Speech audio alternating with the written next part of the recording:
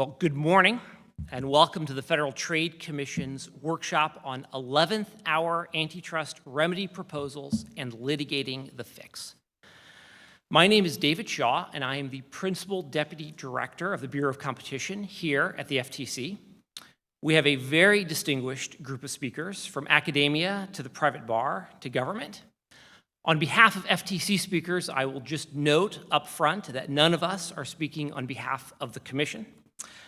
I will also note that, unfortunately, acting AAG Omid Asefi had a last-minute scheduling conflict. I'm pleased, however, that we will still have a DOJ antitrust representative on our second panel. With that, let's get right into the program. Our first speaker needs no elaborate introduction. Andrew Ferguson serves as chairman of the Federal Trade Commission. Before that, he was Solicitor General of the Commonwealth of Virginia. Mr. Chairman.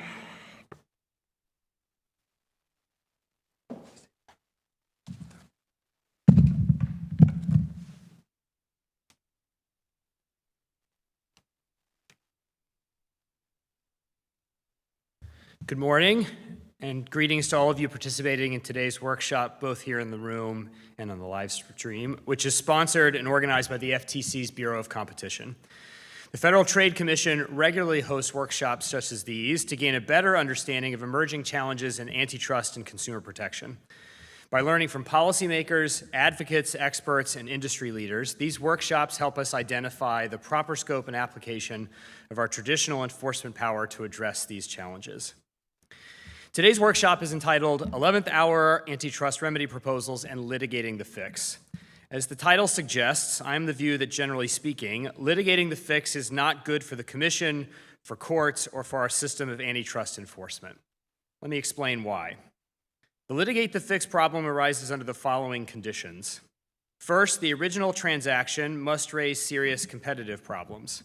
The government under President Donald Trump would not move toward enforcement litigation without first concluding that a merger, if consummated, would violate the antitrust laws. And parties to a merger would not undertake the expense of proposing and negotiating a potential remedy unless the underlying problem presented competitive concerns of sufficient weight that the government had a decent likelihood of succeeding in litigating to enjoin the merger. Second, the parties must have proposed some form of remedy to the competitive problems underlying the merger. This proposal most often takes the form of a structural remedy. For example, a divestiture of assets to eliminate the competitive problems otherwise posed by the merger. It may also include behavioral remedies alongside a structural remedy, or, less frequently, standalone behavioral remedies. Third, the government and the parties disagree on whether that proposed remedy will resolve the government's concerns about the anti-competitive effects of the merger.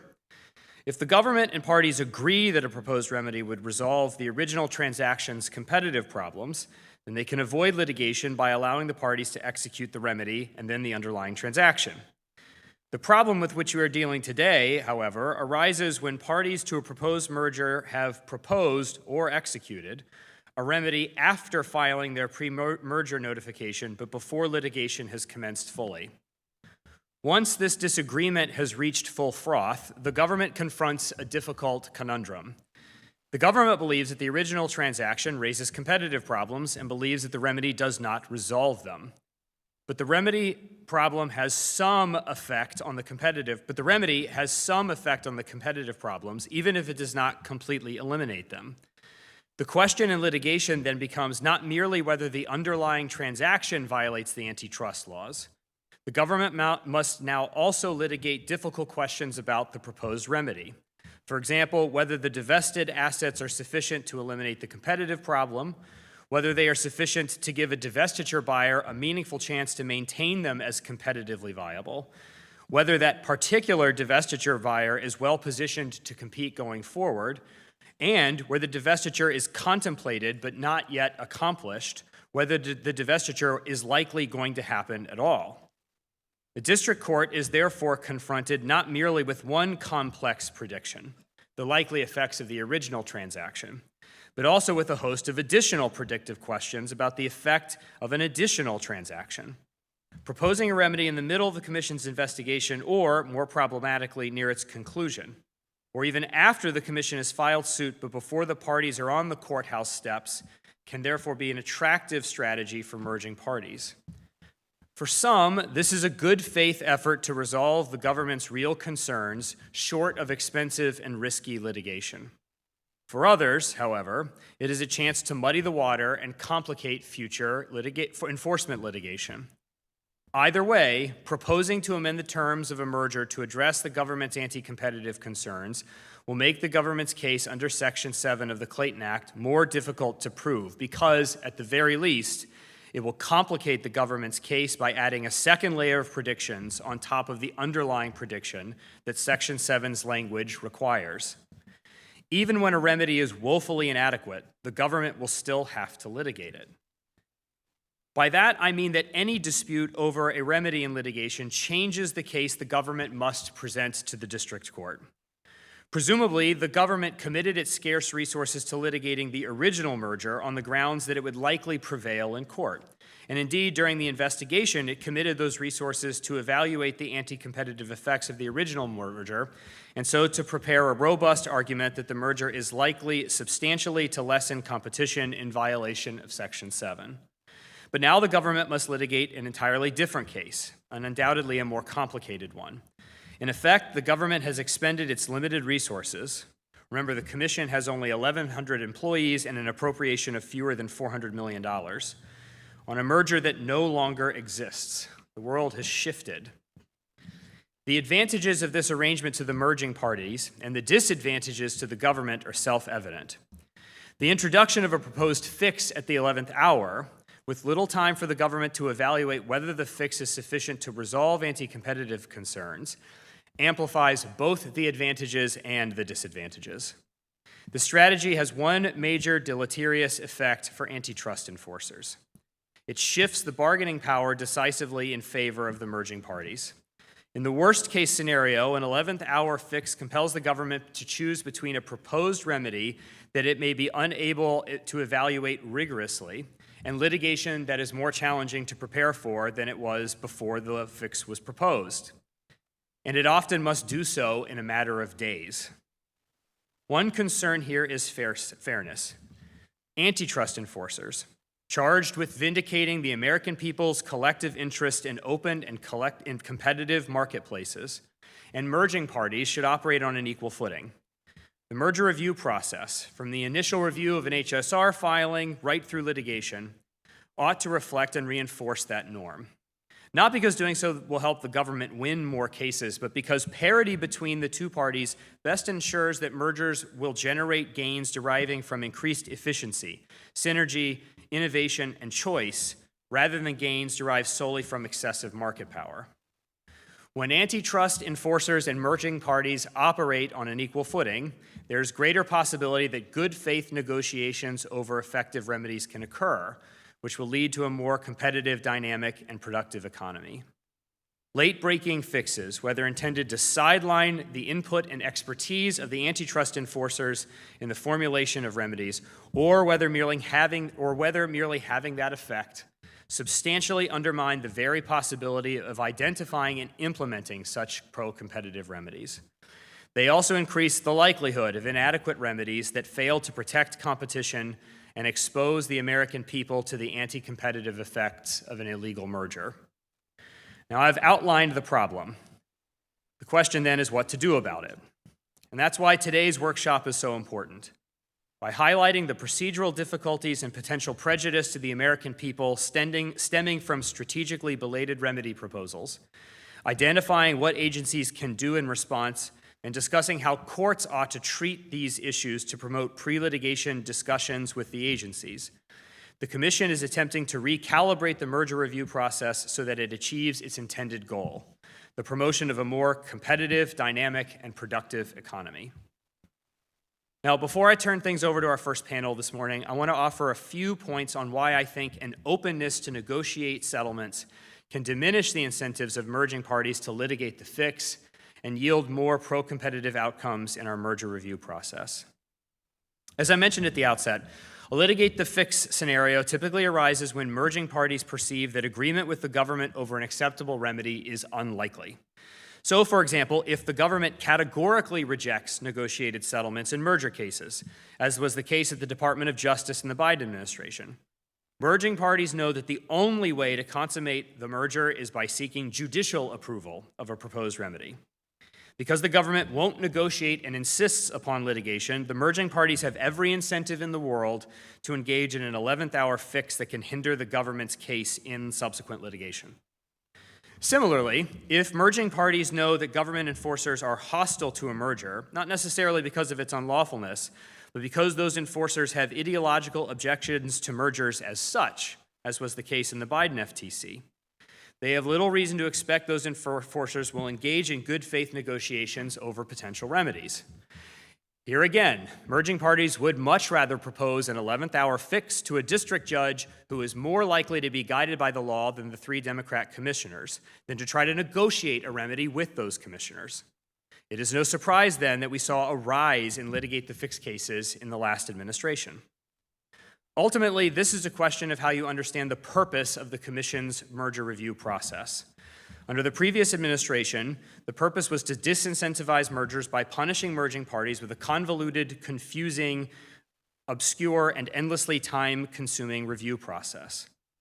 But the purpose of the review process in this administration is not to disincentivize mergers.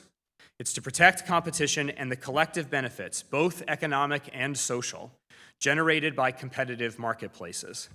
And that means our engagement with merging parties should be constructive, not punitive. If merging parties believe there are ways to remedy a potentially anti-competitive merger in a manner that will eliminate its anti-competitive effects, we should, mindful of our duty to protect competition, entertain those proposals in good faith. A greater openness to negotiated settlements not only diminishes the incentives for merging parties to pursue the last-minute fix, it can also maintain the role our agency should play in the formulation of potential remedies.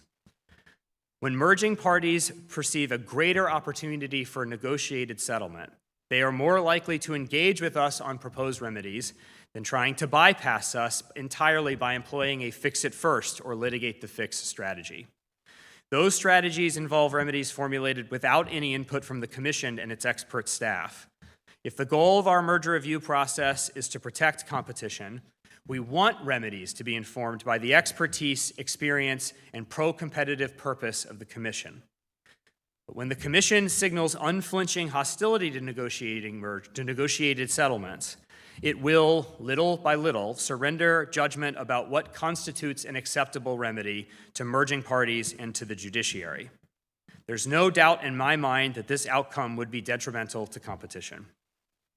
We also want this process to be efficient.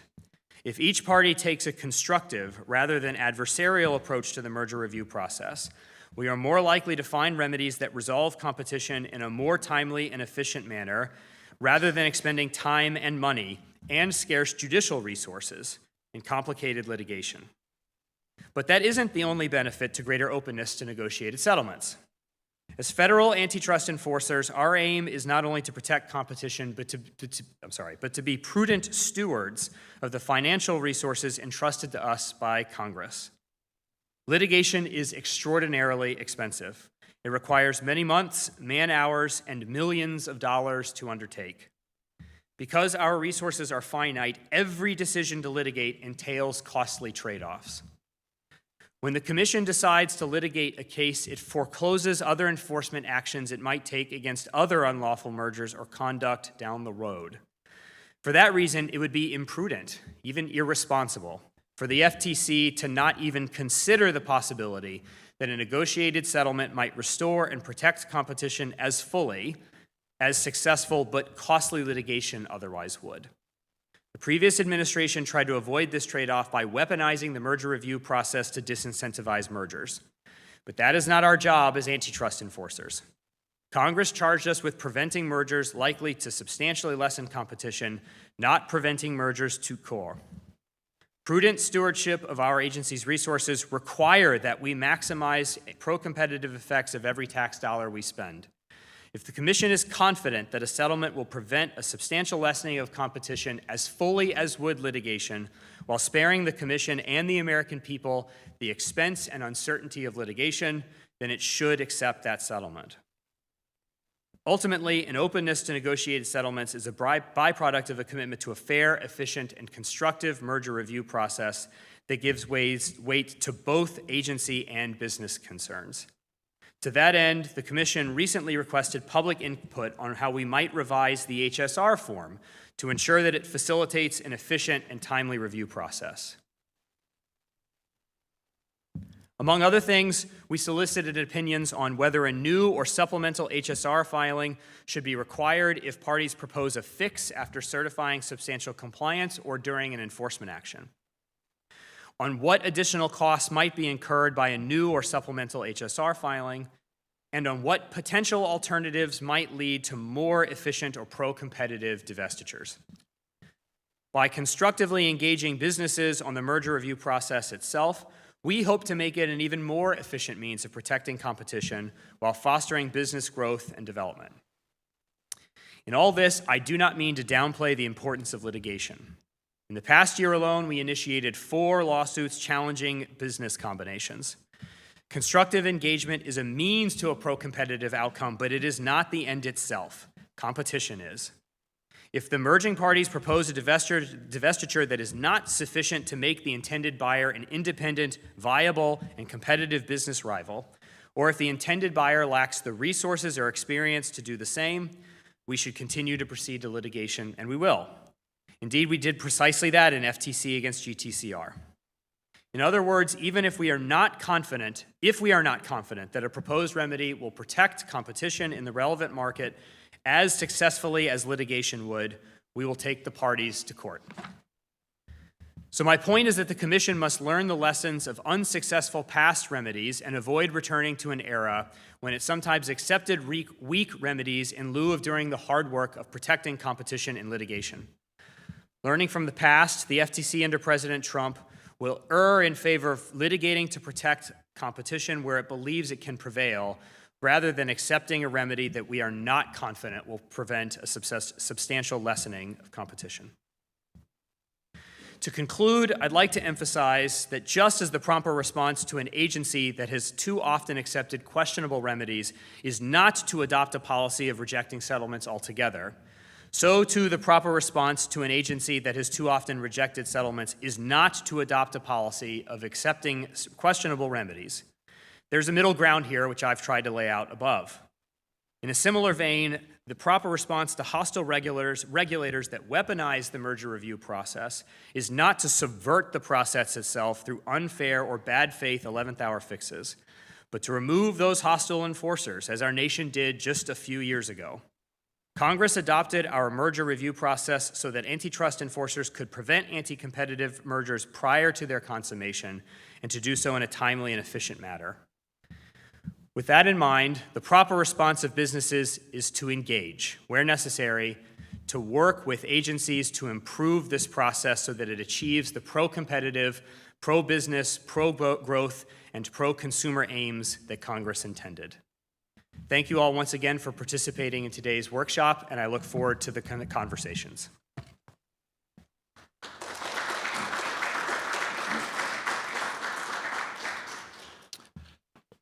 I invite the next panel to begin assembling. Thank you very much for those thoughtful remarks, Mr. Chairman. Our first panel will be moderated by Jana Seidel. Jana serves as Chairman Ferguson's Chief Competition Advisor.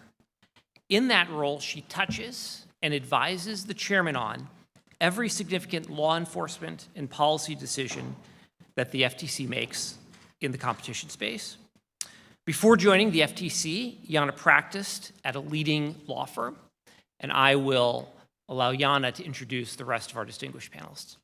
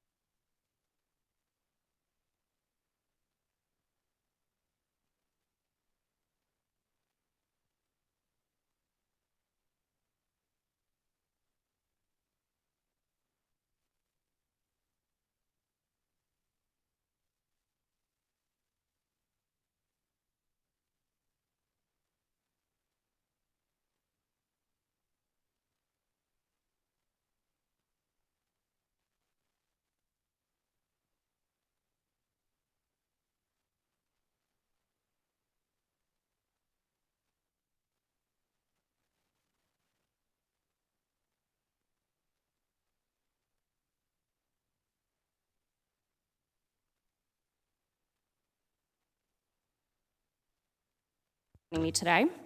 And let's start with a level setting of why we're here today. The fix. That's remedies, which is really a fancy antitrust speak for settlements in the merger context.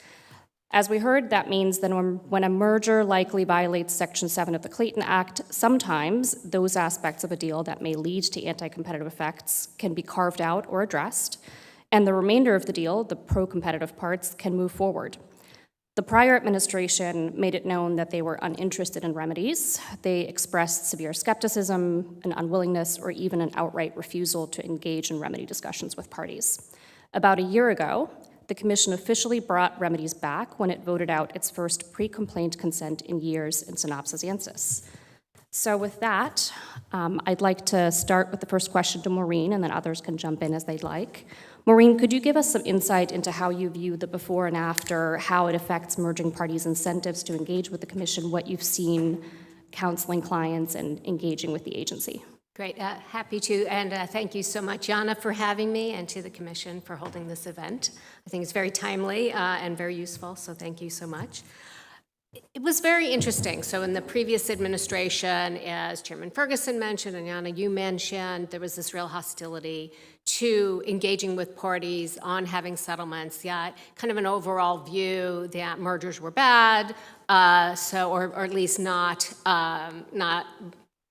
beneficial, and so there wasn't their job to try to fix a merger that they thought was problematic, right? So I helped parties, and there was a lot of frustration at times where they wanted to engage with the FTC staff to talk about a remedy, and the staff, our understanding had been instructed not to, right? So things sort of weren't, those conversations weren't happening. And it certainly meant that some deals were challenged and then were abandoned because the parties said, well, we just, can't really go through the litigation here. And we did see, settlements really fall off. But that didn't mean also that they weren't happening. We also saw an approach where parties agreed sort of in publicly to say, oh, well, we're going to do, X or Y, and then typically the Department of Justice would kind of put out a press release saying, oh, well, they did this, and therefore, we're not going to bring a challenge, which is very different than a public settlement, which is enforceable, right? So in a settlement that the agency adopts as part of bringing a complaint in a settlement, there are the ability to monitor, to enforce, to get penalties if the settlement terms are not adhered to. So this sort of letter agreement, pocket settlement, what you might call it, really lacked some of those, I think, the transparency and enforceability that actually reaching a settlement with a remedy would do. One of the other things that we saw in this previous approach was kind of some mixed outcomes. So the Biden administration, for the cases where the party said, okay, we're not abandoning, right? We're going to put you to your proof. We're going to court. It ended up creating some difficult case law for an agency moving forward to bring an enforcement action. So in the Microsoft acquisition of Activision, a California district court rejected the FTC's PI challenge, and in doing so, it credited Microsoft's binding commitments to make Activision video games interoperable and available on competing consoles. And the court disagreed with the FTC's argument that Microsoft commitments were just a proposed remedy. And instead, the court found the remedial commitments persuasive in rejecting the preliminary injunction. So you start having, case law out there where the courts are embracing, saying, well, FTC or any trust enforcer, your views are not going to really be controlling here, right? We want to weigh it on, on our own. One of the things, before I came to the FTC as a staff person, I worked in the court system for 6 years. 1 year at the U.S. Court of Federal Claims and 5 years at the D.C. Circuit. And one thing I really took away from that is how pragmatic judges tend to be, right? They see, like, there is this issue before me. How do I address it? How do I get it resolved? And they tend to say, well, if there is a fix, a settlement that takes care of the issue, they're going to embrace that.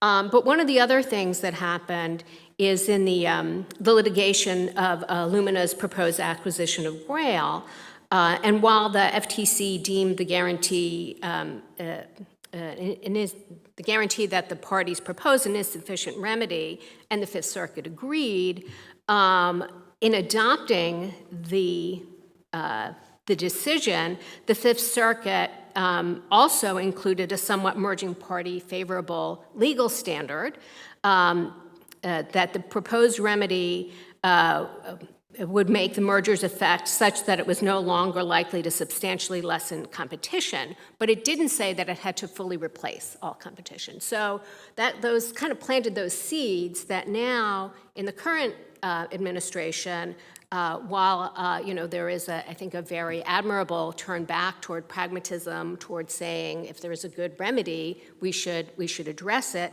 This case law is still on the books, and this is still affecting cases. And so we saw that standard applied in the FTC's GTCR case, where the court rejected the FTC's challenge in Surmotics. So I think the seeds that were sown in the previous administration of being like so anti-merger have unfortunately made it difficult to challenge deals going forward, even where it's not coming from a general animus against mergers, where there may be a more substantive concern about actual competitive effects.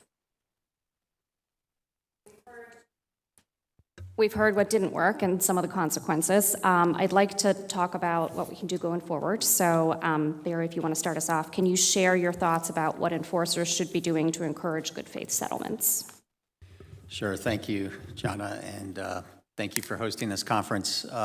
So we work in a field where we focus on incentives, and that drives a lot of our analysis and our decision making. And I think it's no different when you're thinking about remedies.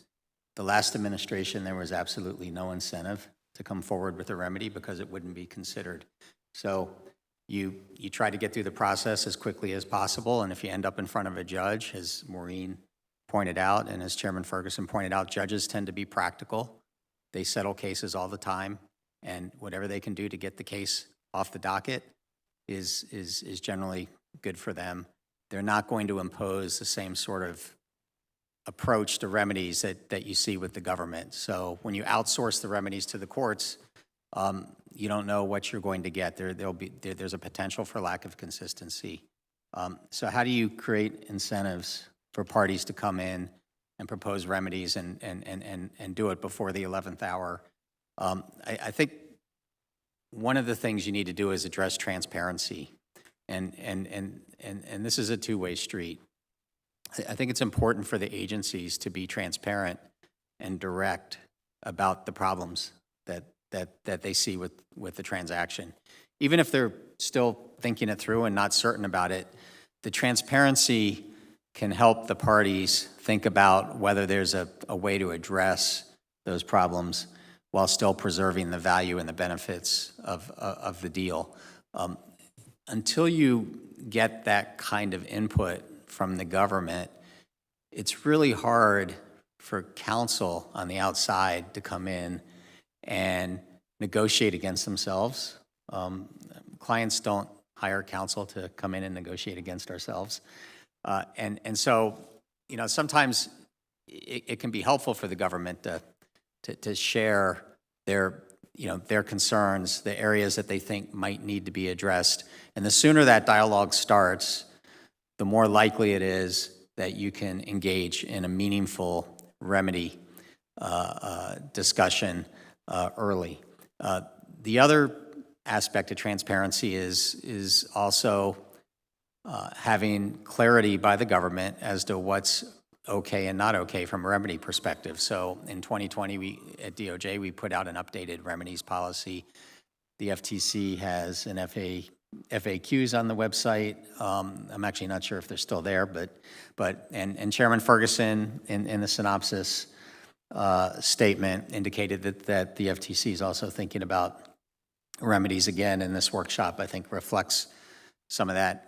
I think it's important that the agencies, both the DOJ and the FTC, articulate in a very precise way how they're thinking about remedies, what's acceptable, what the goals are, what's not acceptable, because that without that, parties don't have a way of engaging in the calculus that's needed to figure out whether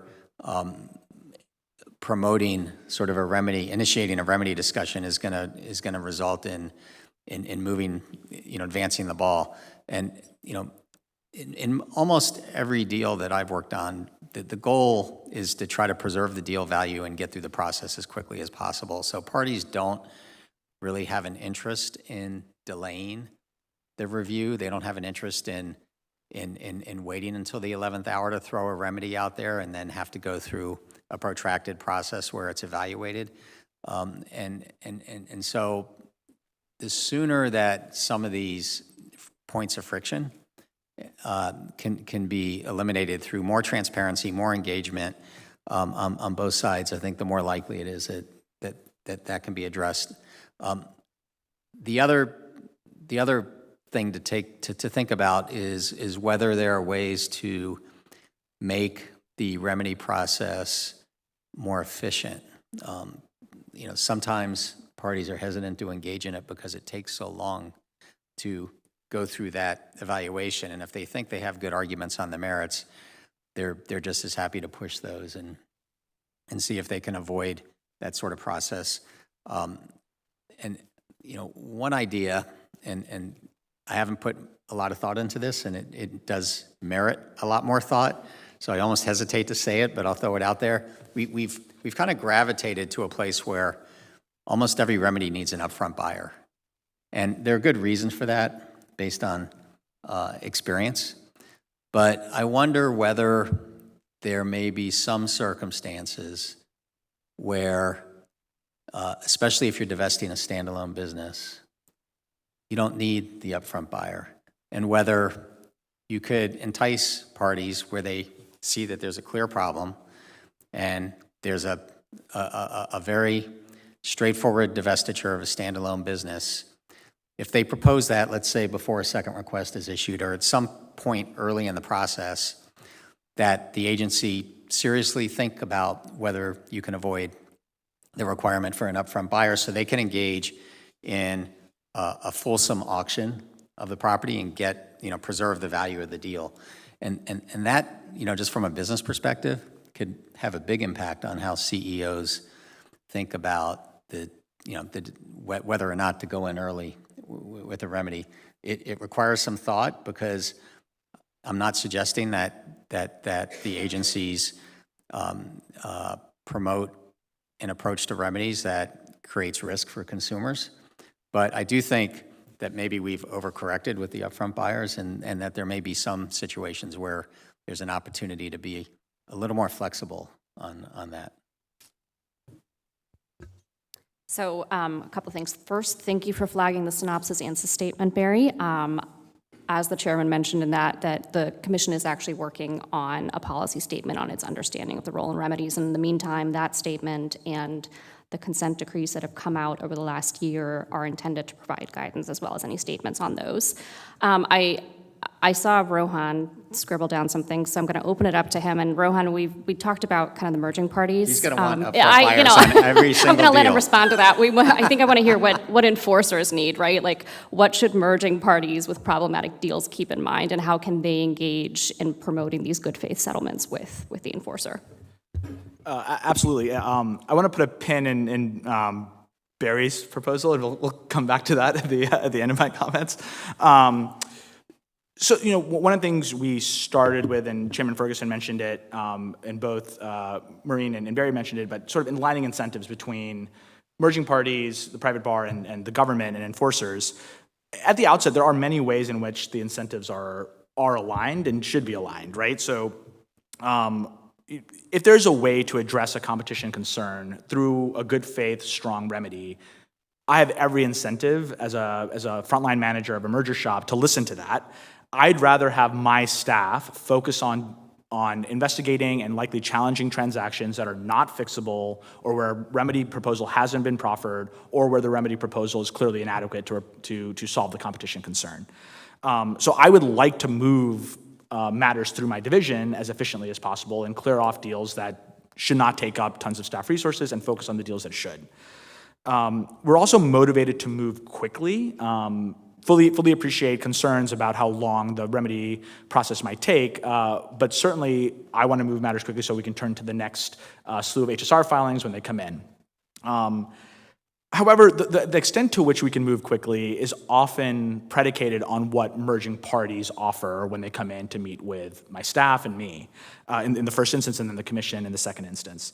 So how can merging parties effectuate, or maximize the chance of effectuating a positive resolution from their perspective?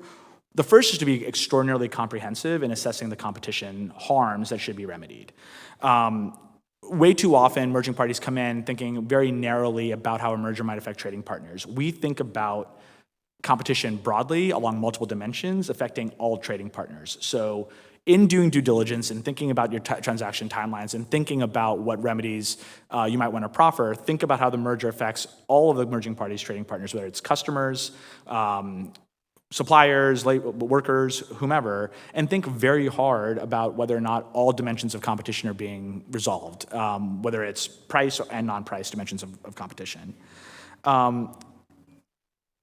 Parties that engage with those sort of the difficult realities of competition early are going to have a more favorable engagement from staff, and we might have a fruitful conversation about whether or not a remedy proposal is likely to resolve our concerns if it starts off from a place of kind of comprehensive discussions, and there can be debate about why some parts of the business don't need a resolution while other parts do. One thing Chairman Ferguson mentioned was kind of good faith proposals. There's always a presumption of good faith when somebody comes in to meet with us. That presumption is rebuttable when the analysis seems to be superficial or clearly ignores kind of core components of the business between the merging parties. Second, be serious about the complexities of the business that you're running. I am not an investment banker. I do not want to be an investment banker. I never had the aspiration of being an investment banker. I am not looking to build a remedy because I think I'm better at it than the business people are. Way too often, though, parties come in with proposals. Parties can come in with proposals that superficially address the competition concern, right? So they might say, we're selling off certain overlapping assets. That resolves the HHI concerns that staff has identified. We should be able to move forward with the remedy.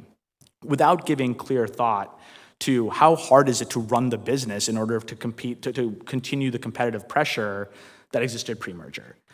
We see this all the time in certain types of retail cases. Grocery stores are really hard to manage. There's inventory, there's supply chain issues, there's consumer data, there's loyalty programs. All of those things work in tandem to operate a local grocery store. So somebody can say, I'm going to sell an individual grocery store and resolve a local overlap, but that doesn't actually tell me is that divestiture going to be successful. We think really hard about execution risk because ultimately it is our job and our responsibility to make sure that a divestiture we at the staff level endorse has a strong likelihood of success once it kind of gets out of the lab. And so think hard about the complexity and whether or not you're actually resolving it with the package that you're offering. Getting to Barry's point, I think we think hard about the package. We think really hard about the buyer, too. Our compliance division does a great job of thinking about divestitures and remedies holistically. Is there a match between the divestiture package and the divestiture buyer such that the divestiture buyer has what it needs going forward to operate the business successfully? And so in terms of engaging with staff, come in with a realistic mindset of what is it going to take to operate these assets and come in with a buyer that can easily step into the shoes of one of the merging parties in operating the assets. To Barry's point, part of the reason we want the upfront buyer in overwhelming cases is because of the desire to make sure there's a match between the skills and capabilities and capacity of the divestiture buyer and the assets they're taking on. There probably is a narrow sliver of kind of standalone businesses. I think that's the context in which you raised it, Barry, where conceivably somebody could there's a turnkey operation, anybody could step in and pick up the business and run with it. That's probably a case-by-case determination. I would not, speaking only for myself, view that as a default in a large number of cases, even where there's maybe standalone, pure standalone divestitures tend to be a very small minority of cases. Merging parties will often come in and say, this is generally a standalone business, and we would want to scrutinize that pretty carefully. So kind of key takeaways for me at the staff level about what merging parties can do to build trust and buy-in. one, come in early and tell us that you want to do a remedy, and two, give us time to explore that remedy. We are happy to, I'm certainly happy to. I'm sure my colleagues on the panel will offer many reasons why their clients might not be happy to. We're happy to forestall conversations about second request compliance to focus on the remedy if we think that's an achievable goal. And we will not waste your time either. I mean, part of the transparency is the career staff having an obligation to say, we don't think this remedy is going to work, and we're not just going to pretend that we're giving a good faith weighing of the remedy and instead sort of build a case in the background. We're not dishonest in that regard. But give us time to evaluate the remedy and put together a remedy package that's easy to evaluate. That is something that's entirely in the control of the merging parties in what they proffer. Anyone else want to weigh in here before I get to the next question?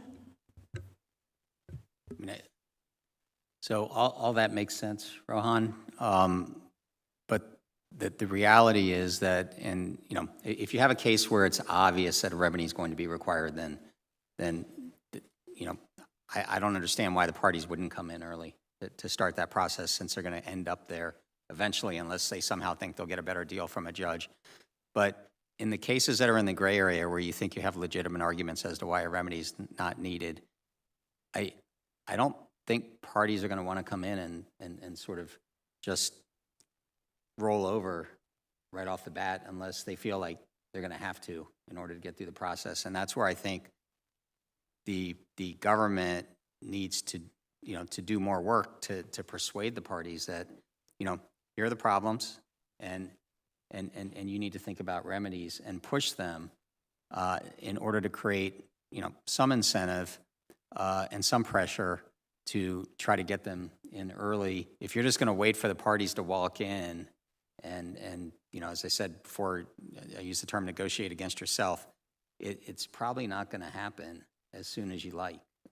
The reason sometimes it happens late is because it's only then that you're able to get the business principals to realize that that's going to be something that's necessary to move the ball forward and get the deal done. And so this is a two-way street, and part of it's incumbent on the government being direct about what it's going to take. Once that happens, and if the parties reach the conclusion that those are persuasive arguments, then I think coming in with a package that's thought through and all of those things makes sense. I think we all know how to do that part of it. It's just getting that conversation started. That's the hard part, and having an environment where there's an incentive for the parties to do that. So I fully agree with everything you just said. To me, there's a mild tension that, not that you're raising, but that I often hear as criticisms from outside counsel coming in about the time it takes for an investigation to reach resolution, and their desire for a speedy resolution of their transaction. And so I think oftentimes merging parties need to decide how much they need to hear from staff before they decide they want to go on a remedy path. And there are a number of, I personally have experienced this all the time, where we'll provide direct feedback from the start of the second request process, where we have identified concerns. The second request is structured around what those concerns are. And merging parties want, rightfully so, to argue with us. They have every right to do so. And then subsequently complain about how long it took for the whole case to resolve. That's ultimately the party's choice of how much time they want to spend debating and trying to get us to take issues off the table or reach kind of an extraordinarily expeditious resolution. The balance of time that merging parties want to spend on advocacy to get overlaps off the table or say that there's not a concern versus pursuing a remedy after they've been told by staff that we're not convinced by your advocacy is entirely in the party's control. So Barry, you mentioned the buyer, right? We talked about incentives of the parties, we talked about incentives of the agency, but when there are structural remedies, there's the divestiture buyer in the mix as well, and that they have their own incentives. I want to see from Rohan and maybe also you, how do we need to think about those incentives in the remedy design? Well, so if you're in the shoes of a divestiture buyer, you're generally looking at this as a business opportunity and evaluating it the way you would any other transaction, except you have the government to help you negotiate a better deal where you can. And I think it's hard from the government's perspective because you necessarily have to rely on the buyer to vet the divestiture, but the buyer's incentives are not perfectly aligned with the government's incentives and responsibilities to protect consumers because they are looking at it as a business opportunity, as a transaction, which is why there's a strong preference for standalone divestiture of standalone businesses. But it's an important part of the process, and I think when I suggested being more flexible on the upfront buyer, I wasn't suggesting that you compromise on what's needed in the asset package or what kind of buyer is required. I think you would have to sort of contract around that and say, that the package and the buyer have to work together, and the parties are going to have to assume the risk of making sure that they can pull that off in a way that the government's comfortable with. And I think there are probably situations where that could work. But there is this sort of almost presumption that you need an upfront buyer in a lot more cases than may be absolutely necessary. But as I said, that requires thought, and the circumstances may be limited where that would work. Could I add here, having recently represented a divestiture buyer in litigation where the DOJ had rejected the first divestiture buyer and the remedy. So certainly you're going to be subject to a lot of scrutiny. But it also ends up, because it's litigating the fix, you are almost running a second request while also engaging in litigation and trying to help convince the regulator that you are, a strong buyer who can replicate any competition that would be lost if the deal goes through. So it does end up being sort of an unusual amount all at once.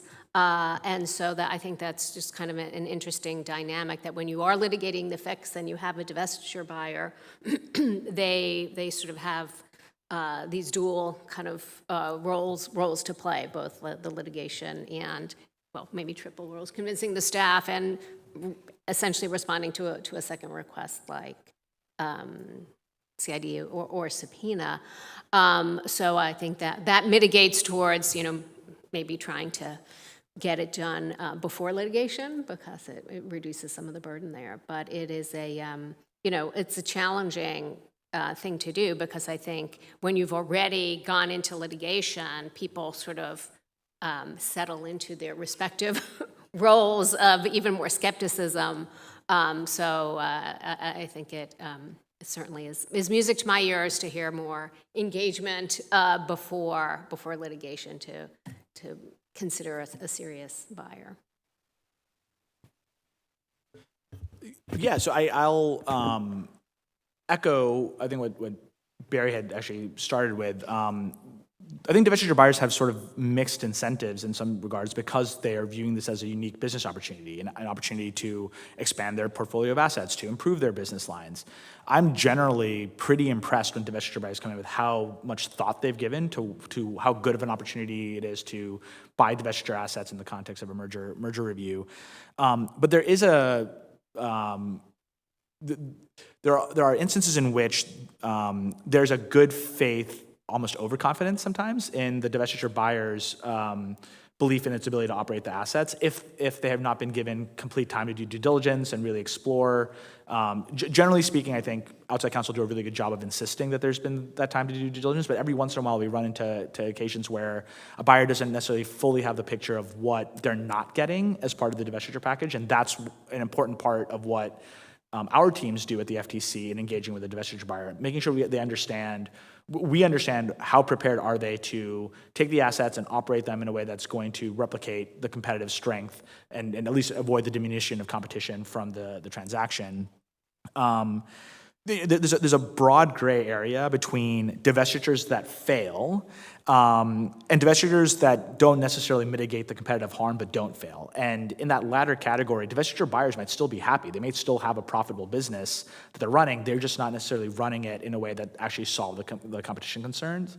And that's the gray areas, I think, where we're most concerned, where it's obvious that the divestiture buyers doesn't have the assets or doesn't have the capability or capacity to run the business. It's an easy thing for us to reject quickly. Where we're really digging in is when there might be open questions about what this means, not just for the bottom line of the divestiture buyer, but what it means for competition, for consumers and other trading partners.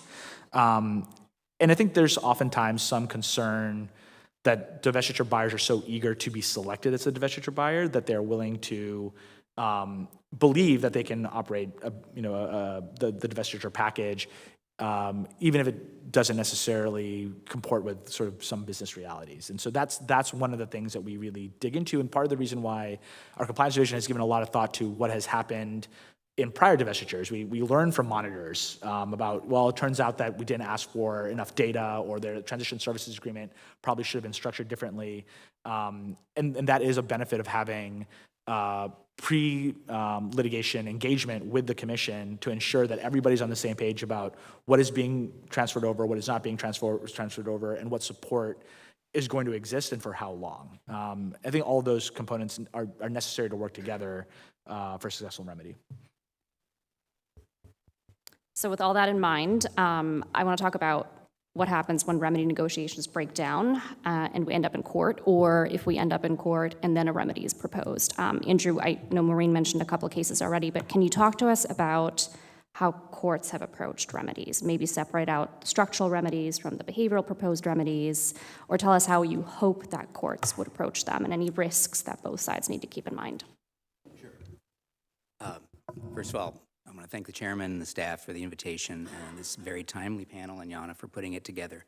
I'll start with the risks, because I think what I'm hearing, and there are some themes that I'll try to draw out of what's already been said, is that once you're in the situation of having to litigate the fix, you're in a litigation, and whenever you're in a litigation, there's risk that both sides need to take into account. There's risk because courts are somewhat inherently unpredictable. And there's also, I think, increased risk now because not just the last administration's cases, but there has been a trend, which I'll describe in a moment, that is making litigating the fix harder for the government, I believe. And I think that suggests that there ought to be some real pragmatism, and I think that the trend is in that direction of considering the risks and being open to settlements without necessarily demanding complete certainty that it will absolutely positively restore competition. And sort of a corollary of that is I think that both agencies need to sort of recognize that it is not necessarily a horrible failure if a remedy doesn't work. I mean, there's been some, suggestion in speeches over time that the agencies cannot possibly tolerate a situation where a remedy fails, but remedies do sometimes fail despite best efforts. I think that's also an important realization. So in some ways, the idealism or the ideology needs to give way to pragmatism, and I think that that's a key insight because of the various risks, including the court risk, the litigation risk, and the execution risk. So how has the law changed? I think that the cases, and this is, there were a number of cases, obviously, in the last administration that established this, but the trend is against the government in litigating the fix cases. When you're litigating the fix, there's sort of three basic questions that get asked at the threshold, which is, well, what transaction should the court look at? Who has the burden of deciding, of showing, the remedy is adequate or inadequate and taking it into account in their prima facie case or in rebuttal? And then what's the standard that ought to be applied? And in all three of those cases, the courts seem to be trending generally away from the agencies. What is the transaction? The agencies may say, well, Your Honor, you have to look at the transaction that was filed in the HSR form, or you have to look at the transaction. Don't think about the remedies until you've decided whether the initial transaction violated Section 7. Courts tend not to do that. Judge Nichols' decision in the United Health Change case is a classic example of that. He says, you're asking me to look at a transaction that is not reality. And there's some logic to that. And I think that's generally the trend, is that courts will consider the amended or the transaction plus the remedy to be the thing that it ought to be considering. Secondly, when you get to the burden, I think courts have become a little bit impatient with the Baker-Hughes burden-shifting framework and the prima facie case versus whether it belongs in the rebuttal. And there are a number of cases where the courts either don't address the issue or they say it doesn't matter, right? Like, again, looking at Judge Nichols, but some other courts that have just ignored the question have said, we're just going to, we're going to look at the transaction and we're going to see the ultimate weighing of the evidence rather than the artificial sort of back and forth of the Baker-Hughes burden-shifting framework. It all sort of comes out in the wash at the end, especially because the burden ultimately rests with the government. And then the third one is the standard, right? There's case law, there are cases disputing whether the standard should be, does the remedy restore competition? Does the remedy, is it entirely, does it eliminate the possibility of a lessening of competition? Or is it something less, right? Is it just the defendant should be able to show that the remedy is adequate to prevent a substantial lessening of competition? In all three of those instances, I think the cases have gone against the government. The general trend is against the government. And Maureen mentioned Microsoft, Illumina, United Health versus Change. I think in all of those cases, that's the general trend. So I think the agencies are and need to take that into account. Again, part of that is because of the number of litigating the fixed cases there were during the last administration, but I think the trend probably started well before that. There is also just the inherent unpredictability of courts that we have to take into account. And the outcomes are all over the place when it comes to litigating the fix. Sometimes courts will just reject robust remedies without any sort of extensive, real detailed analysis. One case that comes to mind that's been in the news lately is the Spirit JetBlue case. In that case, the parties offered probably the most robust settlements ever in an airline merger and wanted to, or offered to, and did have agreements to divest Spirit slots at LaGuardia, landing spaces at Boston, Fort Lauderdale, and Newark. It was a very robust divestiture package. There's risk. The court basically gave it the back of the hand. And so there was risk there for the defendants that the court didn't take that remedy very seriously. Sometimes courts will take the opposite view and will, just say that, they'll take a remedy, maybe improve it a bit, and say that it's satisfactory. An example of that that's sort of interesting is the AT&T Time Warner decision. Vertical merger challenge, and the question was whether or not the combined company would withhold content and have increased bargaining leverage if it did that. And after the complaint was filed, the parties announced unilaterally that they were going to enter into arbitration, offer to arbitrate. If they were withholding content, they would arbitrate and wouldn't black out rival carriers. So there was this unilateral offer that was made to arbitrate. No enforcement mechanism, nothing like that. Vertical merger, purely behavioral remedy. there was a real question, and Barry was there and I was there when the division was litigating this case. There was a real question about whether that was even enforceable as an offer to litigate. Could it be withdrawn? Could it be relied upon as a remedy? And this was briefed. And pretty remarkably, the DC Circuit fixed it during oral argument. And they said to the lawyers for AT&T, are you going to agree to abide by this commitment? And the lawyers for AT&T said, sure. And that was it. I mean, that was it. The remedy was satisfactory to the court just because there were representations in court made that it would be treated as a binding offer to arbitrate. So very unpredictable how courts are going to deal with remedies. Then the last one I'll just mention, because it's sort of interesting, is what happened with Assa Abloy. That one was interesting because, according to reports, the government had negotiated sort of a settlement, but then ultimately decided to sue, maybe because it didn't think it would get enough. The court apparently sort of coerced a settlement out of the parties because the Justice Department in its complaint said, that a remedy had been offered. That's an admission that the merger is anti-competitive, and the only thing you can do is block this merger. That's the only result.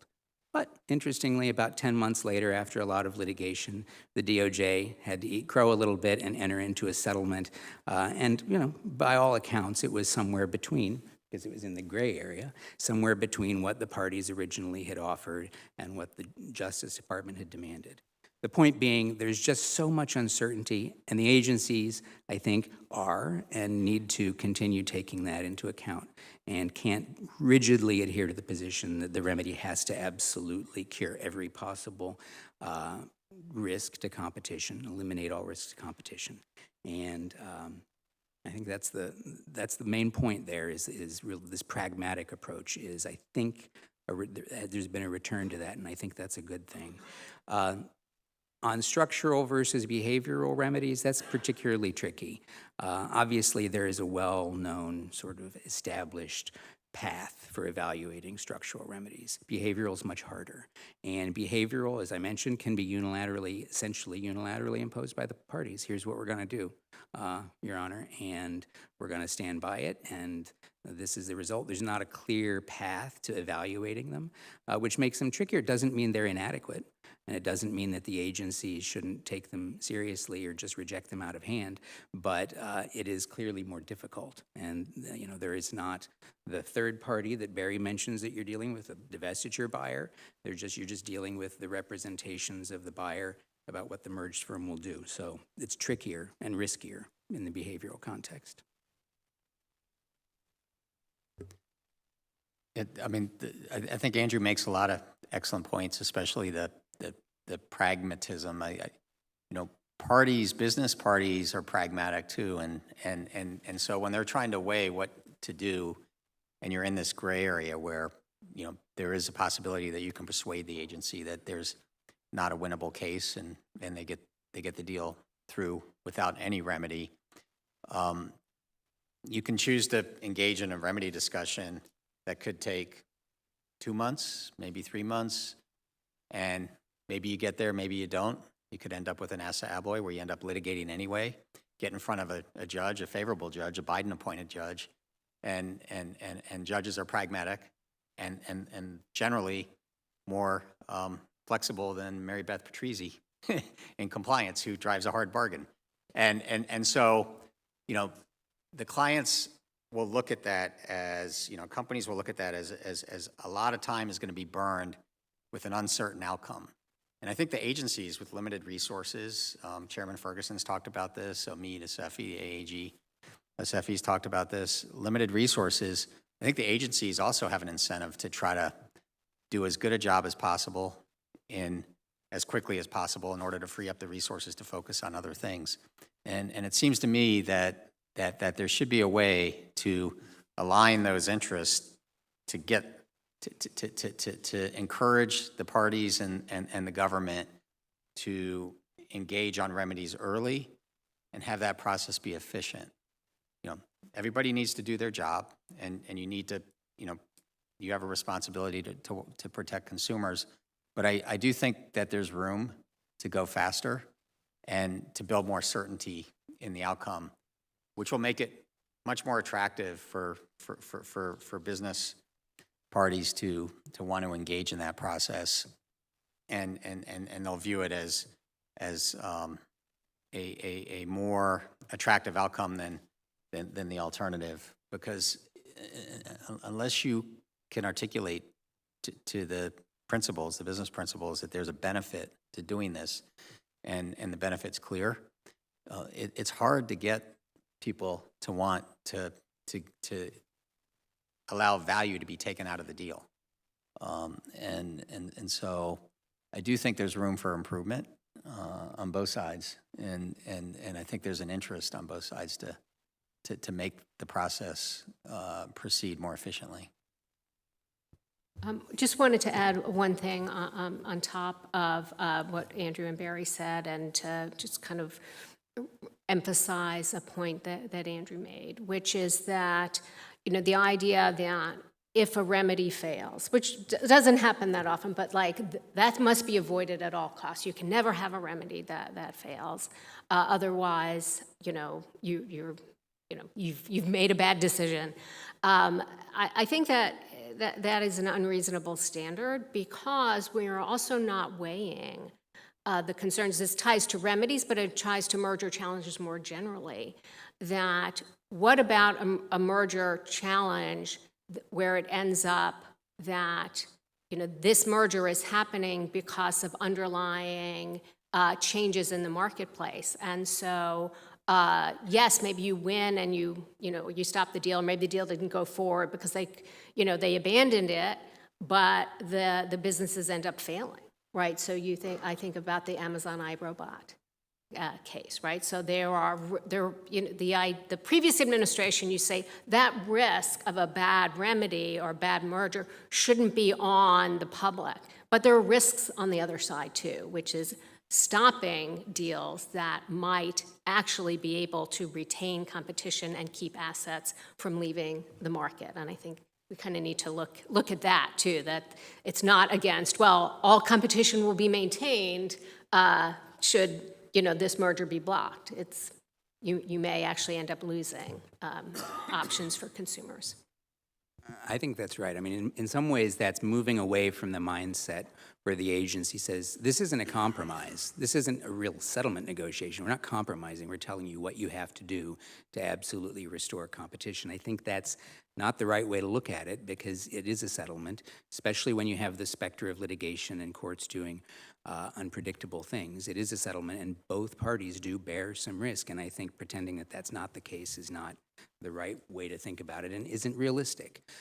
So it is a settlement, it is a compromise, and both parties, the government and the merging parties, do need to take some risk in order for it to work. One more point, though, I do think that there is a problem with bad faith, last-minute settlement proposals, and the agencies probably do need to be more aggressive in fighting that, or could continue to be aggressive in fighting that, because that does waste government resources perhaps and jam them on time, which is problematic. So that's something that maybe can be resolved through rulemaking, or how you adjust the process so that that's avoided. So Andrew, you flagged the term compromise, and I think there's a bigger policy question here that we've kind of touched on a little bit, but I want to tease out more directly and allow others to also kind of weigh in and engage with you on that. Are remedies really like settlements in other business contexts, right? Settlements are often viewed as a compromise, like you mentioned. Everyone walks away unhappy, and that means it's a good deal. But the thing is, the agency's job is to implement a consistent policy and to get it right for the American consumers. So we can't accept an inadequate or unworkable settlement, and we can't accept one that's uncertain, or at least too uncertain to give us comfort that we're doing the right thing and getting it right. So I just want to make sure that everyone gets a chance to weigh in on that, because I think that's a broader, big picture dynamic that impacts remedy discussions and how we view things and how we end up possibly in court, because businesses may not see it the same way, but it's important for them to realize the dynamics that we face as an agency. I'll be brief, because I do think it is a compromise. I do think it's a settlement negotiation, and that the agency is doing itself a disservice if it's insisting that we have to it has to be our way or none at all because, we're going to have to preserve competition. It's not just preserving competition, but it's the other things that the chairman mentioned. It's resources. It's the allocation of resources, this case and litigating this case versus another case in another sector that might be equally important. I mean, the agencies have to make those trade-offs. So I think looking at it too rigidly as not a settlement, not a compromise situation is probably ultimately across the long range of cases that the agencies litigate or settle is probably not the right approach. Yeah, I mean, I think one reason to vote in favor of Andrew's point of view is it's a job that AI is not going to take away right away. I mean, all of these settlements, to the extent that they're not perfect, and none of them are, even the ones where the government strives for it to be perfect, they're not. There needs to be judgments made. Not every case is equally strong. And so the litigation risk is going to vary case by case. And if there's an opportunity to get a settlement that benefits consumers and the risk of losing the litigation is substantial, you may be better off getting the sure thing and benefiting consumers than spending a lot of resources litigating a case and losing and getting nothing. And so judgments need to be made. That's what everybody in this room, most of, I think, whom work for the FTC, need to do. That's what you do on a day-to-day basis. And that, those judgments at some level need to be, based in the law, based on promoting policies and principles, but also practical. Having a remedy policy or statement or principles that you follow are very important. And as I said at the beginning, having that transparency will allow parties to think through whether a remedy is a practical path for them from a business perspective. But in the end, when you're confronting the decision whether to litigate or settle, somebody's got to make a judgment about that. And those judgments are not always easy decisions. And it isn't just a trade-off between getting the perfect and or not. I mean, there is, compromise is inherent in making those judgments. I just want to add on top of that, the resource issue. Chairman Ferguson mentioned this when I was running the agency. I felt that very intensely, which was, yes, you could say this isn't perfect and we're going to litigate, but you have to pay close attention to the opportunity costs. And you want to preserve your ability. There's always the next deal coming in the door, and if you've sort of gone all in and, expert fees and like staff time and all the stuff that goes into winning a litigation, which is actually quite expensive, I didn't want it to be the cupboard is bare when some other deal like walks through the door and you're like, oh my, that one really, really needs a lot of attention too. So I think it really is this balancing to say, is this, getting a good outcome? Is this preserving competition? Are we doing, the best that we can without sort of undermining the agency's ability, draining its resources, so that the next, blockbuster deal walks through the door and, you're kind of saying like, let's, look for spare change under the couch cushions to pay for this. So it's an administrative and pragmatic concern. But that I think the agencies, are faced with that choice. And sometimes I think people don't understand that. Like people, when I was on panels, people would say, oh, well, what does it matter if they bring a case and they lose it? I'd say, well, one, the bad case law, and two, you've used those resources that now you may not have for the next thing that might actually have needed them more. So I'll diverge from my colleagues on the panel just a little bit. I think pragmatism is an important part of antitrust enforcement. I'm I don't disagree with that point. I do think there's something fundamentally different about settlements in the merger context than in any other context. So we're not talking about damages where you can try to split the baby. Chairman Ferguson made a really good point in his opening remarks about weighing whether or not a remedy is better than, worse than, or equal to what we could get in litigation. I think that's something we think about at the staff level. I know it's something that the commission thinks about in weighing a decision about how we spend our very scarce resources. Oftentimes it's not, there are absolutely remedies which are equal to or better than what we, not better than, but equal to what we would get in litigation. It solves the competition problem. We accept those remedies. But there are often times when there's tremendous uncertainty about what the outcome of a remedy will look like, and in those cases, we will litigate. And part of that is because a failure of a remedy can be a catastrophic thing. And I certainly don't take the view that what the commission does its absolute best and staff works incredibly hard and tries to put together a remedy that works and it fails, that should be seen as a failure of the commission in some existential sense. But we live with those consequences, and communities live with those consequences. The Albertsons Safeway remedy failed. There's no other way of putting it. People worked really hard on it. I'm sure.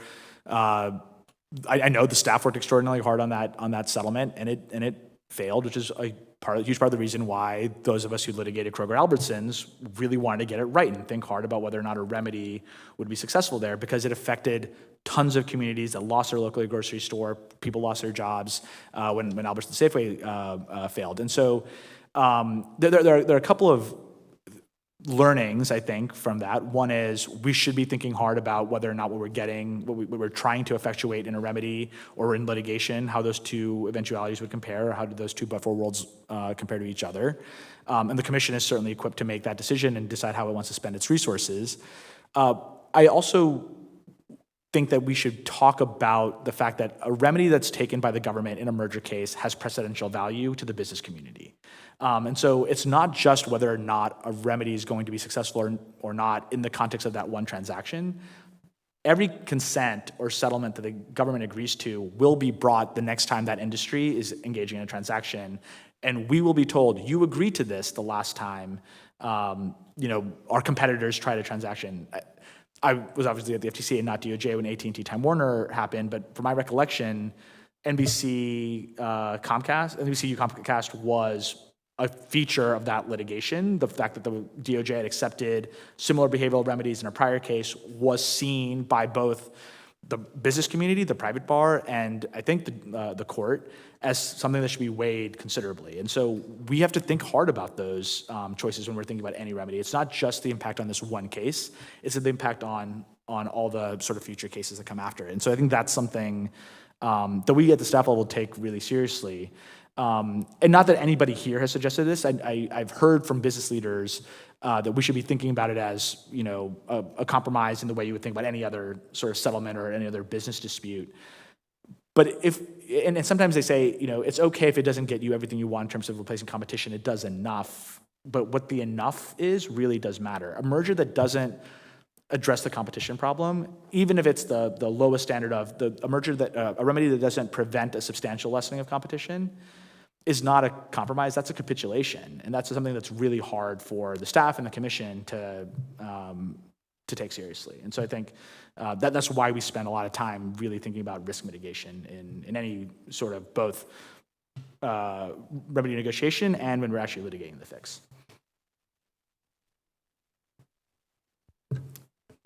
So unless anyone else wants to weigh in on this one, I think I'm going to thank the panel and leave everyone to kind of think about that big picture policy question as we give you all a break for the next discussion. Great. Well, thank you very much for that excellent discussion.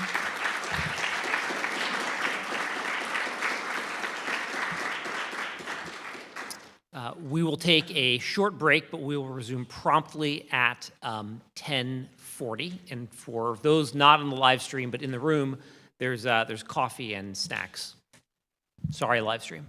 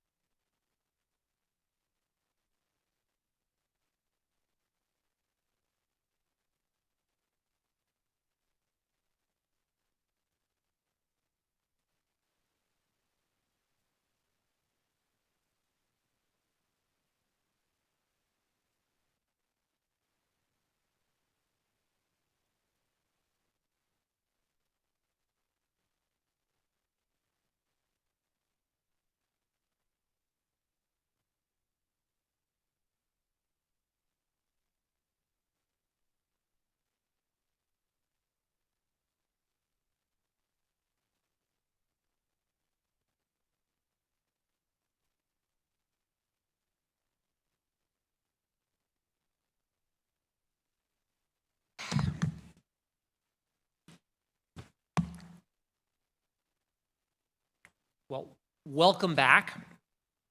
Next on our agenda is a fireside chat, although no fire, unfortunately, with a distinguished member of the federal judiciary. Dan Guinera will facilitate. Dan is the director of the Bureau of Competition. As such, he serves as the senior-most competition enforcer at the FTC. Prior to joining the FTC, Dan was chief of the Civil Conduct Task Force at the DOJ Antitrust Division and oversaw the Google and Apple monopolization cases, among other things. Dan. Good morning, everyone. Thank you for being here. It's a real pleasure to introduce Judge Eskridge. The Honorable Charles Eskridge is a U.S. District Court judge in the Southern District of Texas, based in Houston. He received his bachelor's degree from Trinity University and his law degree from Pepperdine, before clerking for Chief Judge Charles Clark on the Fifth Circuit and Justice Byron White on the U.S. Supreme Court. He later served as a special assistant on the Iran-U.S. Claims Tribunal in The Hague, and then worked in private practice for 25 years at Sussman Godfrey and Quinn Emanuel. Judge Eskridge was nominated and confirmed as a federal judge in 2019. In November 2024, Judge Eskridge presided over a 7-day preliminary injunction hearing in which the FTC sought to enjoin Tempur Sealy's $4 billion acquisition of Mattress Firm. That case involved several proposed remedies, including post-closing supply agreements, the divestiture of 180 retail stores to Mattress Warehouse, and what were known as slot commitments that in effect reserved floor space at Mattress Firm stores for non-Tempur Sealy mattress manufacturers. The preliminary injunction in that case was denied in January 2025, and the merger subsequently closed. Judge Eskridge, thank you so much for being here. As you know, litigants often scrutinize every word and gesture of their judge, and so it's a pleasure to be able to talk about these issues directly. Thanks very much. I really appreciated the invitation to come and be here. There's a lot going on with kids exiting school and stuff, and I said to my wife when I got the invitation, I was like, this is one that I'm going to make because I really do appreciate the opportunity to come talk with you all and really admired the lawyers that litigated the matter. I was rereading the Mattress's opinion in preparation for this and noted that the opinion complimented both parties for their advocacy and their collegiality, and so we certainly appreciate that. Yeah, and well, we have some questions that we've gone through, but that is one thing that I did want to mark. And I assume that that's how you all litigate all of your matters, but I knew going in how big and difficult this one was going to be, and on what an expedited time frame it was. And it is, and like at the initial conference, both sides set up, there's going to be 60 depositions from early August through the end of September. And I was like, okay, we're going to be double and triple tracking depositions, and documents are still being produced. And there was not a single discovery dispute that was brought to me, which I had fully intended that there would be some, but it was just one of the most reasonable and professional litigations. And neither side gave up anything on the merits in the litigation, but it was just truly one of the most professional operations that I've seen. That leads us into maybe a kickoff question here, which is those of us at the FTC, at the DOJ Antitrust Division, many of the private practitioners watching, we work in antitrust every day, and I think it's easy for us to forget how rare it is for a federal judge to have an antitrust case come across their docket, and government enforcement actions are even rarer, merger challenges are even rarer still. So what goes through a judge's mind when they see a merger case appear on their docket? I had never thought about the potential of having one of these cases land on my docket. And so, I mean, literally one of the first things I went and did was to have my law clerks just pull up, what do some of the final decisions on these look like? Like, what are the judges dealing with? How big and complex is it going to be? I familiarized myself with the background of some of the issues, but mostly I thought about it in terms of how fast it was going to need to be towards a decision and making sort of writing plans in that respect. So working backward, in a sense, from what the final decision was going to have to look like. Working backward and trying to, I do have the complaint at that point, but waiting to see and get the positions of the parties. But going in, I had done some antitrust litigation in private practice, and so I knew a lot of the complexities of the issues. And I knew that there were going to be a lot of multi-factored tests and different aspects that were going to need to be figured out. Did you have expectations about the lawyering that you expected with a government enforcement action in a high-profile case like this? Well, I expected it. I just sort of assumed that the litigation was going to be excellent. From the merging party side, it's a huge deal to them, many hundreds of millions of dollars. And so they are going to be investing in serious litigation power. And I know that the FTC, the DOJ, et cetera, they're not bringing a challenge like this unless they're going to be putting some real effort behind it. So I just sort of assumed that the writing was going to be comprehensive and excellent, and it really was. And thinking about the legal frameworks that you said you familiarized yourself with, do you think about out-of-circuit precedent differently in an antitrust case, given the relative paucity of antitrust precedent in any one given jurisdiction? Yeah, that's it. I was here for the earlier panel and hearing discussion about, how far are you going to go forward? What's the risk on getting bad precedent, et cetera? And so I don't know all the metrics that go into that. I just know that there's not a whole lot of circuit precedent that you can look to. I sit in the Fifth Circuit, and so there had at least been a relatively recent decision in the Illumina case. And from my standpoint, as a district judge, I'm certainly not going in thinking about what new law can I break here. I was looking for as much guidance as I could wring out of what the Fifth Circuit had previously said. And there's a lot of, or not a lot, there are a number of opinions from the DC Circuit. And so, yes, I definitely looked for guidance to those. And then in terms of district court opinions, especially recent ones, to see how they had synergized and summarized things.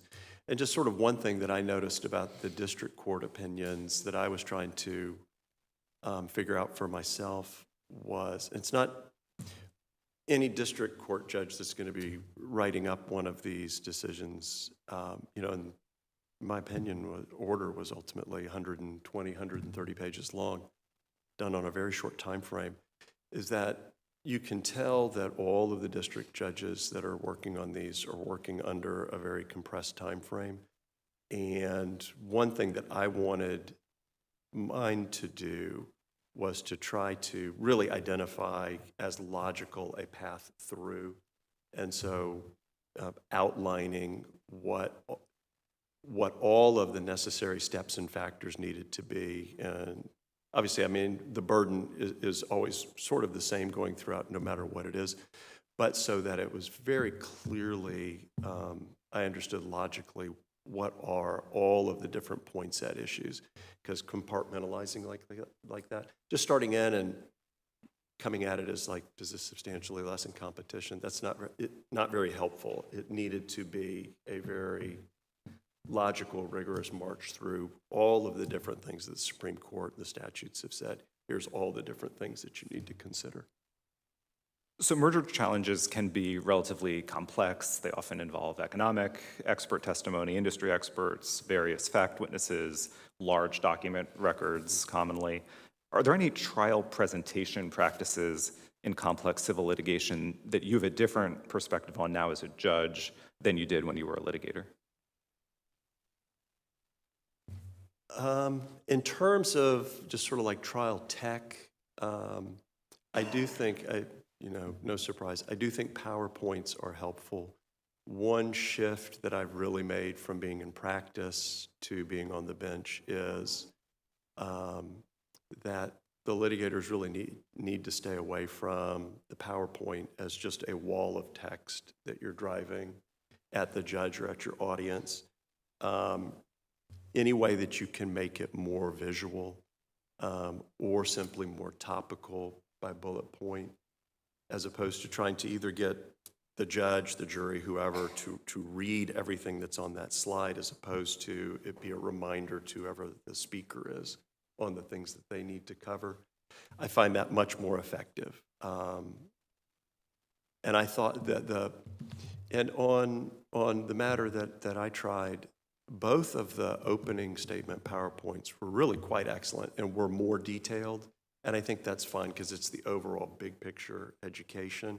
But I do think that particularly with the experts, if the topic is going to be complex or a little bit difficult to grasp, you're getting away from your goal by also having it look difficult and complex on the PowerPoint.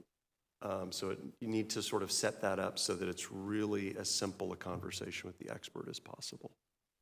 I was reminded that in your opinion in the Temper-Sealy case, you actually included some slides in the opinion itself, which seems to speak to the value that slides can have to a decision maker.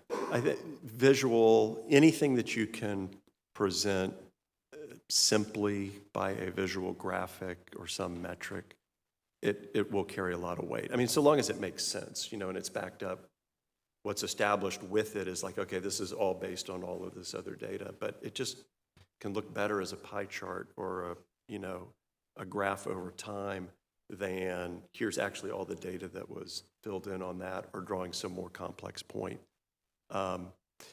Ultimately in the Temper-Sealy case, a lot of the points that were at issue, I've been listening to here this morning some of the other cases that you all litigate in much more complex product markets, technological spheres than selling mattresses at retail. It's not the most complex of the product markets, I think, that you all deal with. And so there were ways to, I think, simply present that. And what's the most common mistake that you see civil litigants make in your courtroom, maybe perhaps apart from a slide full of text? There's a tendency, especially with experts, that you feel like you have to win every single point in every single question, as opposed to establish whether that person is or is not credible. I didn't see it. I saw it a little bit in this one. I just finished a criminal trial where some of the arguments between counsel and the experts, I guess I would just say that when an expert is not answering the question or is not meeting a question head-on fairly, but is equivocating or trying to reframe the question or just not answer it, that's not helpful and it's not credible. And it's hard as the litigant necessarily to let that go. But I do think one thing you need to keep in mind is, especially with your experts, you're not trying to get your opponent's expert to agree with you. They're not going to just agree with you, but there are things that you can do to make them lose credibility. And you just keeping your eye on that, I think, is more important. And sometimes it's, on these matters, when it's trial to the bench, you can draw the judge into that conversation. The expert is going sideways and not answering the question. Your Honor, will you please, that was a yes or no question, will you please have him just answer the question? And I'll give the admonishment. So you do it, and if it happens a couple more times, you can turn to the judge and say, Your Honor, have I sufficiently established that this witness just doesn't want to answer the question, or should I keep going? I feel like I've already established that he lacks credibility. Do you need to hear more on that point? And just bring the judge into it that way. Kind of depends on how everything's going and how you read the judge. And it also depends on how bad the expert's being. But I do think preparing your experts thoroughly to really try to engage point for point is most helpful. So, great. So we've talked so far this morning a bit about how in merger enforcement actions, situations can arise where the parties disagree about the degree of risk that a proposed remedy may carry. For example, there may be questions about whether a divestiture buyer is well positioned to continue competing in a market, or how many employees or facilities need to be part of a divestiture package for it to succeed. And there may also be disagreements about whether the merging parties are legally bound to the commitments that they're making. How do you think about the appropriate level of risk tolerance, for lack of a better word, that's appropriate when trying to anticipate the future effects of a remedy proposal? And risk tolerance in terms of? From the judge's perspective. From the judge's perspective. Yeah. I guess I would say on the matter that I had before me, the proposals were relatively straightforward. And I could see from the government's perspective where there would be situations where it's like, well, that's really hard to understand or read or see how that's going to play out in the future, depending on technological or other complex factors. Here, in terms of, it's a mattress manufacturer acquiring a mattress retailer and divesting some of that floor space I think it was an outfit called Mattress Warehouse, which was an established operation, which seemed to know what to do with that type of business, that they would be able to make a going concern of it. That didn't seem to be too risky that those stores would continue to be a viable spot. It was a little tricky because Mattress Warehouse, mostly, my recollection, was competing sort of at the lower end of the market, whereas the market here was luxury mattresses, those at the higher end. And so it was hard to get apples to apples on that. I know one thing that was surprising was that after closing arguments, Tempur Sealy, a mattress firm, they submitted, and I don't know how they present this to you, but they presented in a supplemental briefing that their floor commitments, like the amount of floor space in terms of percentage of floor space to competitors that weren't Tempur Sealy, they were going to increase that from 20% to 35%. And like I just said, behind the scenes, I don't know whether the extent to which you all had argued about that, or was that just unilateral and it would surprise the FTC? But at least, and it was very late in the game, but it was on a topic that had been at issue in the case the whole time.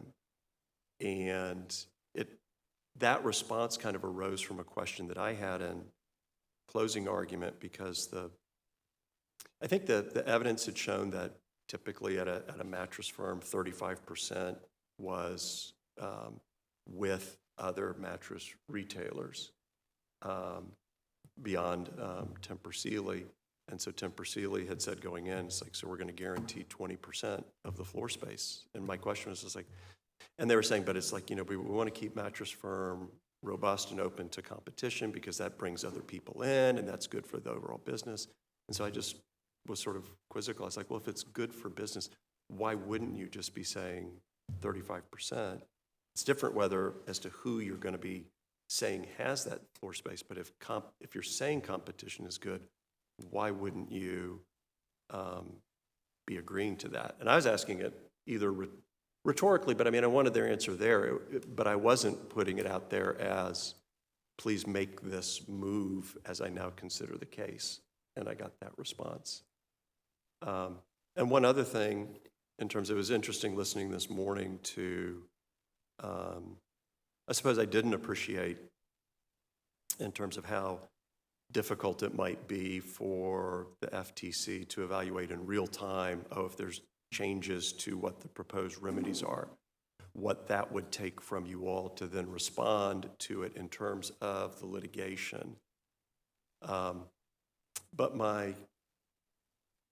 I would say, on the other hand, my sense was that, and there was a little bit of this in the earlier panel too, or in the opening remarks as well, by the chairman, that in terms of the approach on this litigation, it didn't seem like there was much attempts to get to a yes, to allow it to go forward, as just opposed to a view that was saying, we're just not letting this one go forward. So it's hard to tell whether there had been much negotiation going on. But it just seemed to me that it's like, in static terms, at this particular type of retail competition, beyond the party that's proposing to buy it, has always been at X%. And, you could seemingly come to an agreement that something approximating X% is going to stay available. We heard in the earlier panel that from the agency's perspective, there is a lot of benefit to hearing about remedy proposals earlier in the process, Yes. Preferably pre-complaint. Are there advantages from a judge's perspective to knowing what remedies are on the table, or what the proposed fix is earlier in litigation as opposed to later? I was thinking about this after you had circulated the questions for us to be thinking about. That, so I have a very large civil docket. I'm always trying to push the parties to settle, resolve. If they can reach a commercial resolution, that's just fine with me. But I don't want to. But I always tell them, I just want to know, where are you all? Is there a chance of it being productive? I don't want to know the bid ask. Don't tell me about the substance of the settlement discussions. And it's different in this context, that it's sort of like kind of needs to be known what is on the table. And I would just say that overall, towards the end of what's going on, is you're trying to have a lot of credibility with the court. And so I think that identifying what the position is early, and you can, moderate it as you're going along, but I don't think that there is probably good benefit to letting the court know what has been but a lot of it is negotiation that you don't just want out there. But my thought is that, yes, it's not a bad thing to have the court be aware of what the parties are trying to do to resolve this, when you can couch it in an overall way of, we're trying to be reasonable and in good faith here. We're trying to work out, we've stated that these are our legitimate concerns. We've been trying to work these out. We've proposed, or we could do X, Y, or Z. And I don't think that that's a bad thing, to let the court be able to see what you've been thinking about. Maybe along the same lines, do you view remedy proposals that are essentially expansions of earlier proposals, or proposals that push previous offers a little bit further, differently from settlement proposals that introduce completely new terms or new types of relief late in a litigation? Yeah, I haven't, again, so this is probably my one and only one FTC merger enforcement action that I'll ever have. Be great if I got another one, but I don't think you all bring very many, and then it's very random what venue it's going to be in, and then I'm on the wheel with 9 other judges, and so I don't know that I'll ever see one again. And so I don't have sort of a view on, what would change, or what you all typically might see in practice on this one, which is, again, ultimately selling mattresses at retail. It seems pretty obvious what the metrics are. There can be whole other retailers that have that floor space, or there can be within this retailer a guarantee of floor space to the competition. And so, it's not Amazon, it's not airlines, it's not other things that just have, I think, a whole lot more moving parts than this. So I don't know what I would think.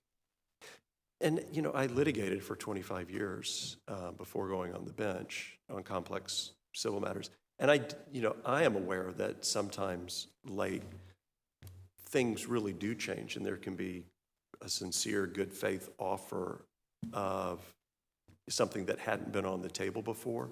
I get that. I would say that what I heard from the earlier panel, that it kind of depends on who the government's adversaries are, on whether their solutions that they've either held back or been operating, whether those are actually in good faith, or are they just trying to throw up dust, or are they just trying to make things more difficult?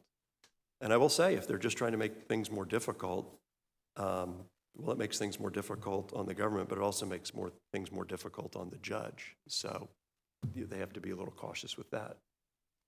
One of the background dynamics that I think is in play in a lot of litigate-the-fix cases is a concern, at least on the part of government agencies, that, as the chairman mentioned this morning, that there can be an element of gamesmanship in when remedies are offered, how they're offered.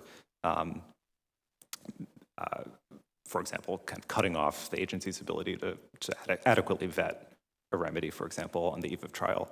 How do you view litigation gamesmanship as a former litigant, now as a judge, and what role can judges play in policing against it?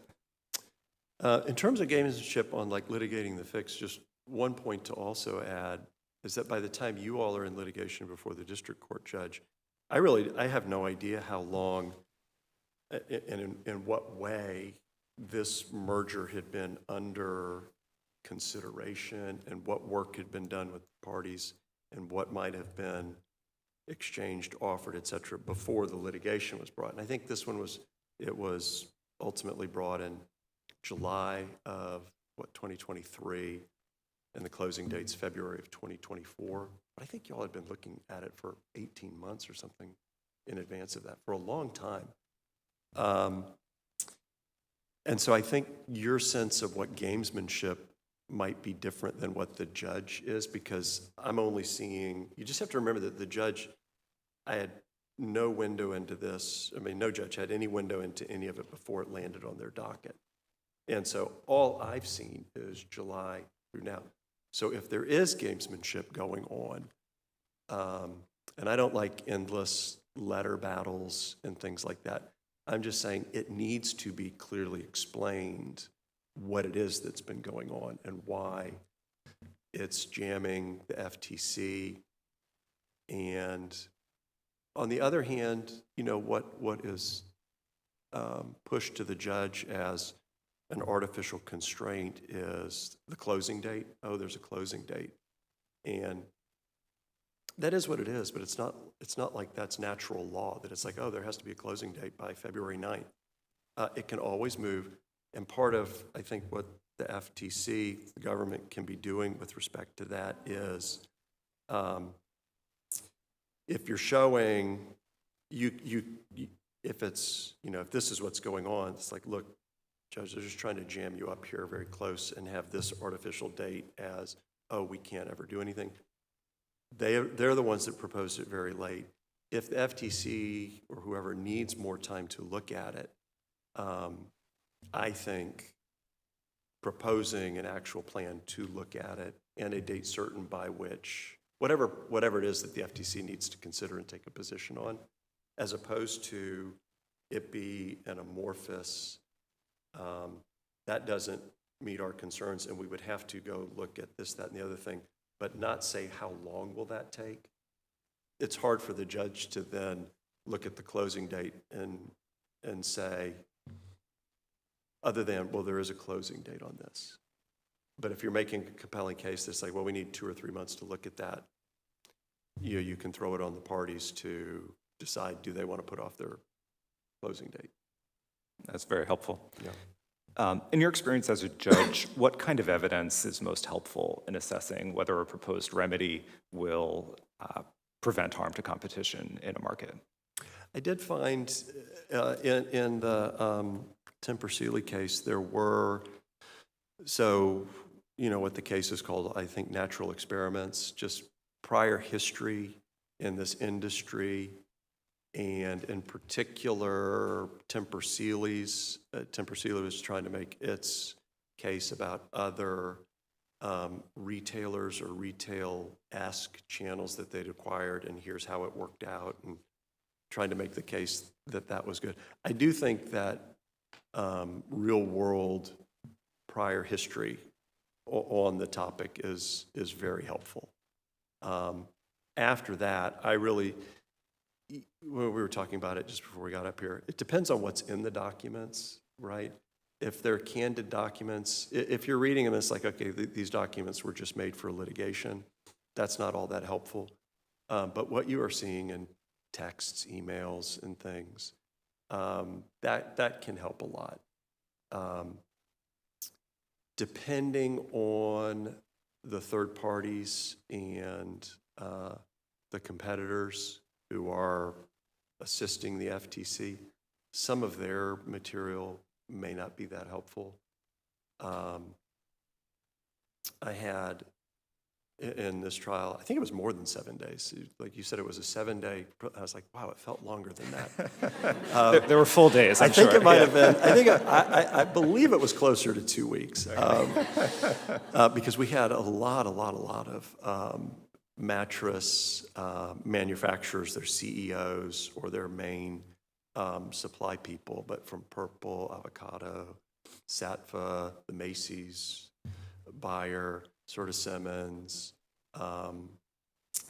so many of them were testifying, and some of them were just very credible, and some of them were not. So, I imagine that's how it always is. It's a mixed bag. But if it seems too motivated, it's not very helpful. And what distinguishes the credible from the less credible, and what can advocates, whether for the agencies or the merging parties, do to bolster the credibility of their witnesses? There was one of those who testified in the case. You know, it's if they're making dire predictions about what's going to happen if this merger goes forward, but there are other metrics with their other business community and people that are advising them on their finances or other court proceedings where they've taken a different position, that can be pretty devastating. And so I think to the extent that a competitor is who's going to be sponsoring testimony, I think you just need to be very sure that there's not inconsistent positions out there, because that's very tough to overcome. The text of Section 7 of the Clayton Act requires, by its terms, a forward-looking prediction about the future, about the competitive effects of a merger. And that differs from a lot of areas of law that district judges have to deal with. You know, did this crime occur at this time in this place in the past? From your perspective as a judge, what kind of evidence is most helpful in making the kind of forward-looking predictions and projections that the Clayton Act requires? I think, you know, I guess I'll say, unfortunately, it comes down to expert testimony on that. And it can be obviously difficult to comprehend for the judge, because you're into an area of economics and then also an industry that the judge doesn't have a perspective on before going into the case. And so I would just say simple, clear, expert testimony on it is going to be the most persuasive. And beyond that, I'm not sure. How do you evaluate industry experts who can describe how an industry works versus trying to elicit similar testimony, often related to, for example, relevant market considerations, market definition, from market participants themselves? You know, that's actually one thing I was also like, in terms of forward-looking and thinking. On the one that I had, it kind of, some of it, I know it's very distinct and it's not the same thing, but the getting to the proper definition of the product market is also would sort of impact in a big picture way, I think, how the judge would then be looking at the substantial lessening of competition. Here it was, mattresses at retail at a very high end of the market, where it was hard for, and everybody buys mattresses. It's like we know a lot about mattress shopping, et cetera. And this market was being defined just by a price point. And so it's hard for me to hear some testimony about it and think, well, a $2,100 mattress is in a totally different market than a $1,900 mattress, and that there's no overlap on competition there. That's hard to reconcile. But then also at retail, being very aware, your Mattress Firm has a large footprint, but there's so many different types of competitors that on this one, and then there's the rise of e-commerce channels for mattress shopping, which is, granted, that's less in the true high end of the markets, but just in terms of the number of places where someone can go look for mattresses or acquire them through on the internet, and then the number of different mattress manufacturers out there, that all just sort of, just in realistic and practical terms, the judge can't help but be thinking, so how does this one transaction zone out all of this other competition that's out there? And that's, I think, a difficult question on, again, a relatively fungible product like a mattress, which can be very different, where the product itself kind of comes with the potential for monopolistic tendencies. Mattresses just aren't that. And so it makes the proof on that, I think, a little more difficult. How do you weigh ordinary course documents when considering a merger challenge, especially vis-a-vis expert testimony, for example?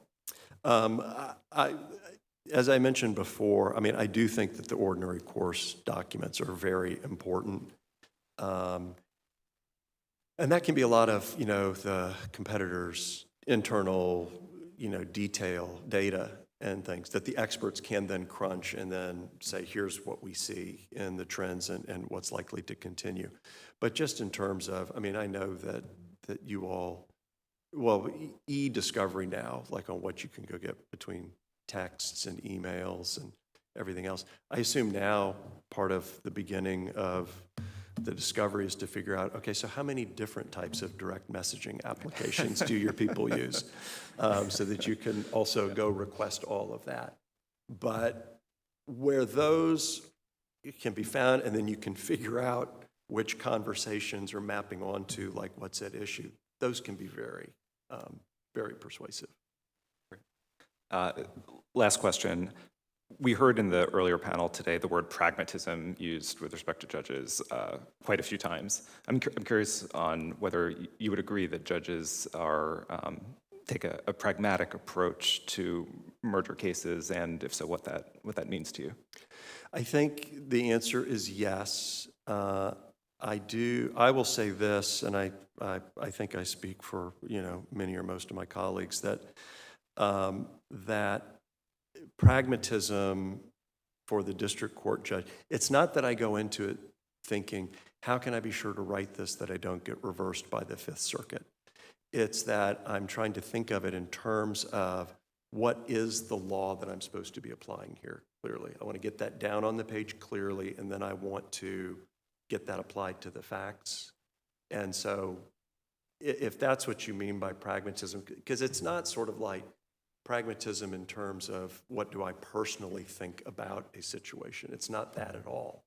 But that pragmatically, what is the law requiring? And I will say, one thing that I did want to mention is that in pragmatism in terms of both sides should really be thinking about what are the hardest questions that they have on their case, because neither side is going in with a perfect case.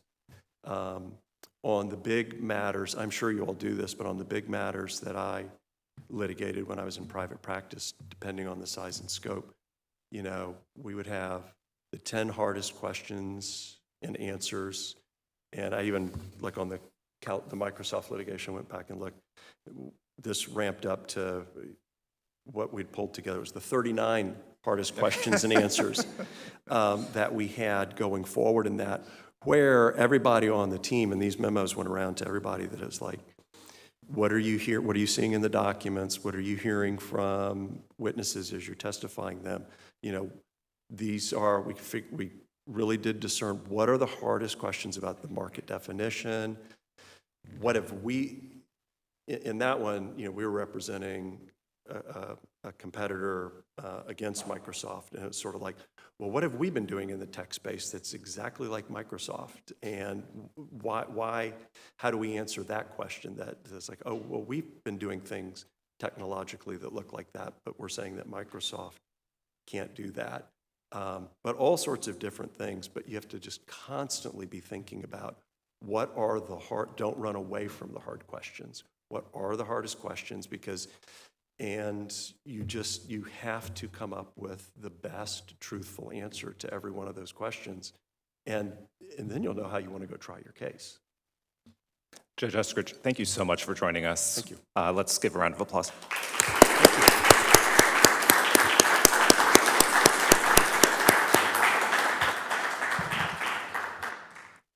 Well, thank you very much, Judge Eskridge and Dan. We're going to take a very short break. We will resume promptly at, really honestly, I'd like to do it before 11:30. So if I could ask the next panelists to start coming up and taking their place.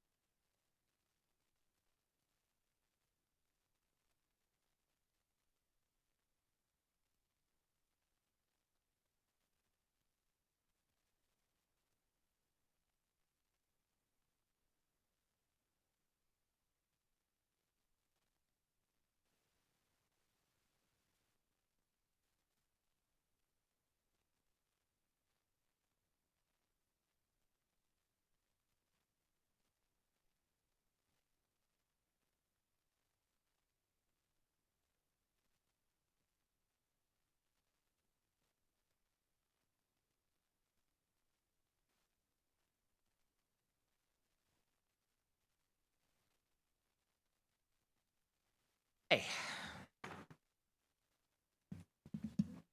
Well, welcome back. I'm pleased to get to moderate our next panel, which will discuss how parties and enforcers can facilitate timely remedy negotiations and how the antitrust agencies should address the challenge of litigating the fix. I'm going to introduce our very distinguished group of panelists, and then we'll jump right in. So our first panelist is Nathan Brenner, who is the Chief Trial Counsel for the Bureau of Competition at the Federal Trade Commission. Nathan is a seasoned antitrust litigator who has spearheaded some of the Commission's most significant litigations. Before joining the FTC, Nathan was a trial attorney at DOJ, and he and I worked together on the AT&T Time Warner vertical merger challenge. It's actually a common theme here. Both Barry Nigro and Andrew Finch were on that case. Chairman Andrew Ferguson was on the other side of that case in private practice. So there's a lot of AT&T Time Warner connections here. Nathan was a rising star at DOJ, and I'm very happy to have him as a colleague today. Our next panelist is Daniel Crane, the Richard Pogue Professor of Law at the University of Michigan. Professor Crane is a leading authority on antitrust law and economic regulation, having authored or edited several seminal books and over 100 articles on the subject. And he's one of my favorite antitrust academics. Our next panelist is Susan Musser, who is our former Chief Trial Counsel here at the Bureau of Competition and is now a partner at a leading international law firm. While at the FTC, Susan served as the first chair trial counsel on some of the most prominent antitrust cases in recent history, including trying and winning the FTC's challenge to the Kroger-Albertsons merger challenge. Our next panelist is Chip Neerlich. Chip serves as the acting director of litigation for the Antitrust Division at the Department of Justice. He's a seasoned, complex commercial litigator with a distinguished career spanning both public service and private practice. He has served as a key member on trial teams on major enforcement actions, including the DOJ cases against Google and United Health Group. And finally, I'm very pleased to introduce my former partner, Alex Couliar. Alex chairs Morrison & Foerster's Antitrust Practice Group. He previously served as a Deputy Assistant Attorney General at the Antitrust Division, where he oversaw the big tech investigations, including the Google search monopolization litigation. He's also an alumnus of the FTC, where he served as then Commissioner Olhausen's attorney advisor. So let's start actually with you, Alex. What conditions or circumstances result in a litigating the fix scenario?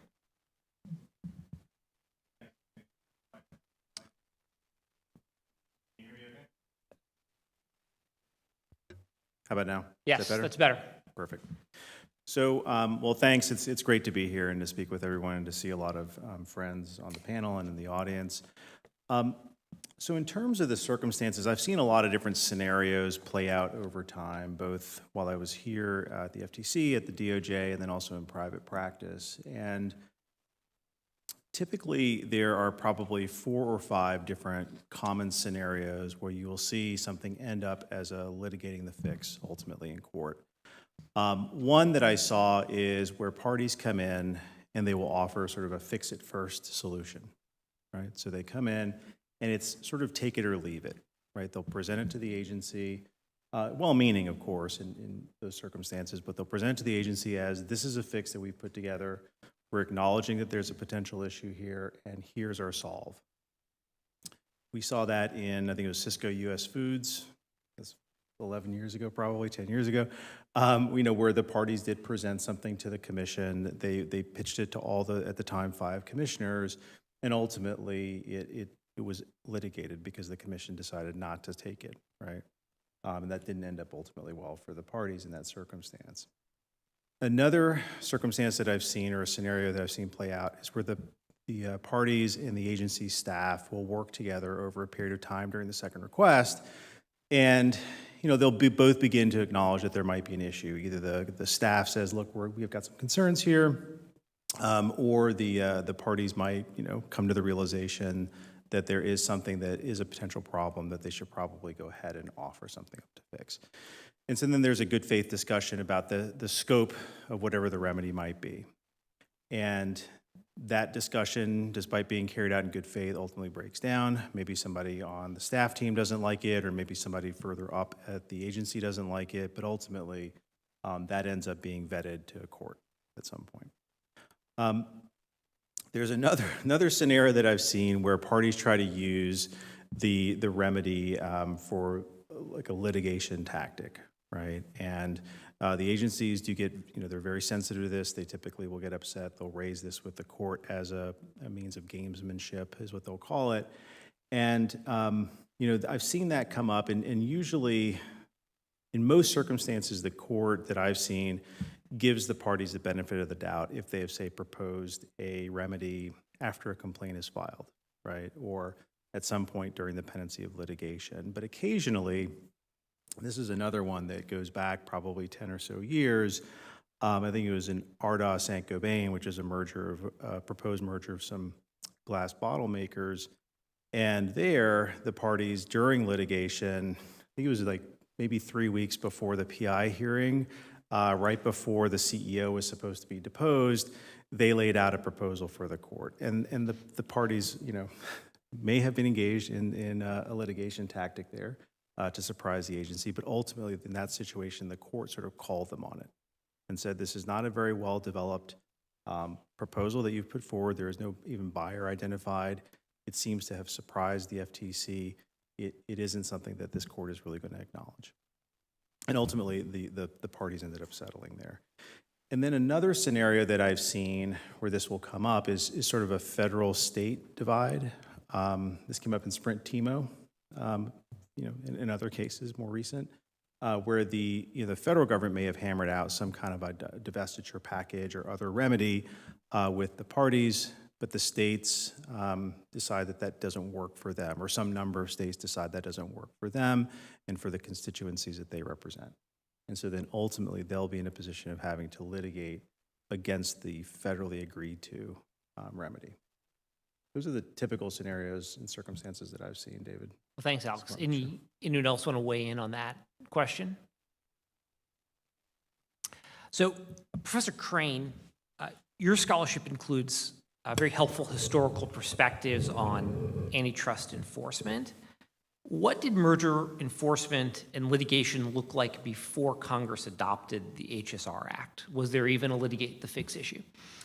So first of all, thanks very much for the opportunity to be here. I appreciate this panel and this important topic.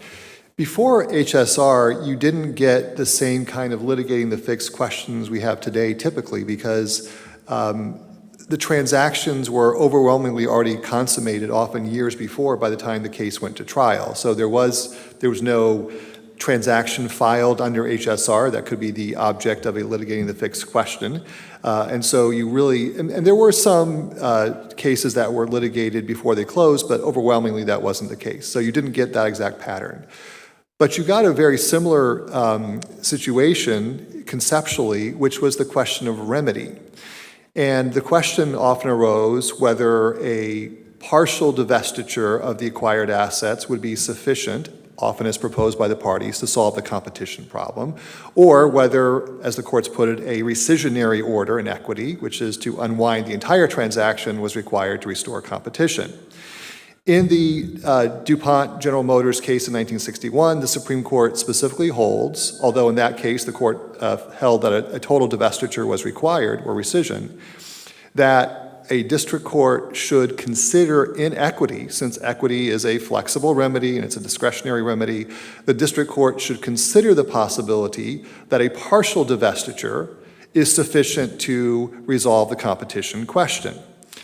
And then there are a number of lower court opinions after that opinion, mostly pre-HSR, because by the time of HSR, of course, then it's all prospective, that actually go into the merits of a contested issue in litigation, which is, should the divestiture be just of some asset the parties propose, or it should be a rescission of the entire transaction? So a good example is the Reed Roller American Iron case in the Western District of Oklahoma, 1967, where the district court orders partial divestiture over the government, U.S. Justice Department's objection, and has a very long section of the opinion that considers the question of whether that fix, effectively, is sufficient to remedy the Section 7 problem.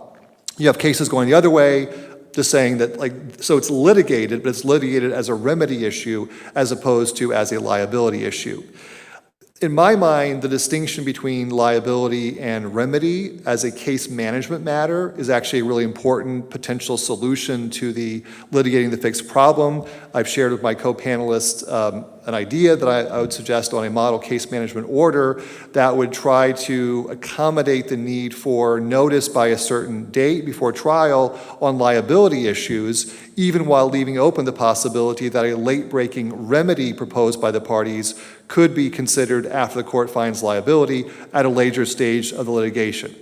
So I hope we can come back to that, but I think in terms of just answering the question specifically about the pre-HSR state of affairs, the answer is you didn't really get the litigating the fix question so much on liability, but you certainly got it on remedy. If you think about it, saying you can't do your merger unless this, and you can do your merger if you do this, are symmetrical at some level, but they are differently positioned in terms of case management. Well, thank you, Professor Crane. Let's maybe take a step back. When merging parties notify a deal that likely violates Section 7, should enforcers be open to settling the Section 7 claim and allowing the deal as remedied to close? I think as we've already heard, the Biden administration, especially at DOJ, was very vocal about being extremely skeptical of merger remedies. And as we've heard this morning from Chairman Ferguson, this administration is different. Professor Crane, ask you first, but then I will open up the question to everyone. Do you have a view on which approach is the correct one? So I agree entirely with Chairman Ferguson's comments this morning that it's irresponsible to not consider a remedy that meets the substantive standards of Section 7, which is no substantial lessening of competition or tendency to create a monopoly. In fact, and I know the prior administration was very fond of old Supreme Court cases. Read DuPont. This is what DuPont says, the Supreme Court says the law is, which is, on remedy at least, you have to consider the possibility that a partial divestiture, and again, partial divestiture and allowing the transaction to go forward partially are the same thing. You have to consider that situation, that possibility, in the public interest.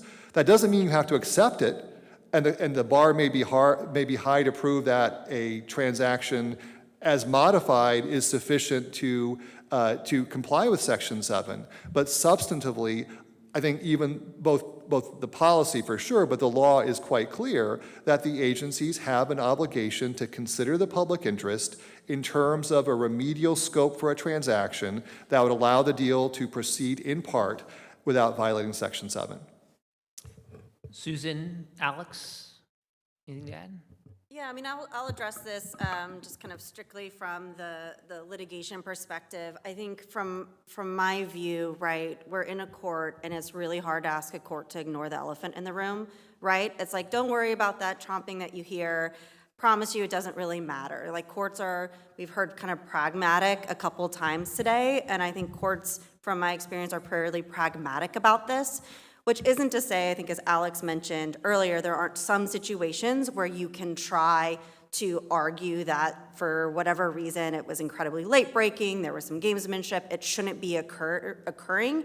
But I think that there has to be a clear-eyed perspective of when I'm in the courtroom, the judge is likely to consider the remedy in some form. So that inherently has to go into whether you're assessing the remedy risk, the litigation risk, and whether and how you're going to choose to litigate the case, which in my view has to go kind of hand in glove with assessing the potential remedy. So I tend to agree with all of that. I mean, I think that look, I'm a big fan of federal agencies focusing on steps to enhance efficiencies in the economy, including dynamic efficiency over time to promote innovation and the like. And deal making historically has been demonstrated to contribute to those types of dynamic efficiencies and innovation. So I think to the extent that the agencies make themselves available to discuss potential remedies and seriously negotiate those remedies in good faith, all the better. And you're avoiding, litigation, which ultimately is, as we all know, very burdensome, very costly. It can waste resources. It certainly ties up a lot of agency resources that could be spent investigating other and different deals. So I think that having that openness is important. And in circumstances where we've had a policy articulated not to settle, you've seen more cases go to litigating-the-fix, and that's not always ended up well for the agencies after having invested a lot of time, energy, and money in trying to prosecute those cases. So Alex, what, other than not having an express policy of not remedying mergers, what should enforcers be doing to encourage good faith settlements? Well, there's a lot that can be done, and I think a lot of it is being done. But certainly, you want to be in a position where, at a political level and also at a staff level, that you signal a willingness to negotiate, right? That you're open, that you're going to be talking to the business people. I personally find it very valuable to bring business people in to talk to the agency officials. I think that is the core to get the agency to understand the drivers of a deal. And the commercial drivers of a deal, are often very different when you hear about them in person and talking to business people than what you might see on paper in terms of maybe economic analysis, right, where you're looking at the numbers, which is still valuable, but ultimately doesn't necessarily convey everything that the business people might be able to about the benefits that they see in the deal. Most of the deals that are in front of the agencies, people behind them are very enthusiastic about them. And in most of those circumstances, it's not because they want to create a monopoly, it's because they think that the deal is going to make their company better, stronger, and more competitive. And so I think having that openness and signaling that openness is important. Even if ultimately you disagree with the business people as an enforcer, having that conversation, I think, is very valuable. I have been in too many circumstances where, in engaging with staff, and this is on both sides, where the team may have worked up the economics and they come into a meeting with the business people highly skeptical, and they convey that skepticism in a way that is unhelpful to the business people. And that's gonna sort of immediately shut down discussions. It's immediately gonna make the business people think, all right, what fix can we get through a court? Because obviously the people that I'm talking to at the agencies already have this baked. Like, they don't agree with us. They don't want to even discuss a potential remedy here that's reasonable from our perspective. So that's something that obviously I would recommend. I think also the more, this is at a broader level, the more that the agencies, bring in, business people to, people who have either former business experience, right, as enforcers, or people that have not just an economics degree, but maybe they have an MBA or a master's of finance. I mean, there are some of those folks, obviously, at the agencies, but the more you have those people within the agencies, the easier I think it is for them to understand the perspective and the commercial drivers for the business people that they'll be talking to. I think that's also very helpful in terms of figuring out ways to find remedies so that you don't always end up, or don't frequently end up, in front of a court asking a judge who may be very, very bright and is going to spend a lot of time working on the matter, but ultimately is stretched, ultimately doesn't have the same expertise that the FTC or the DOJ do, or the time that the agencies do to investigate. So those are a few suggestions. So I'll turn it over to others. I don't want to monopolize. And happy for anyone else that want to weigh in.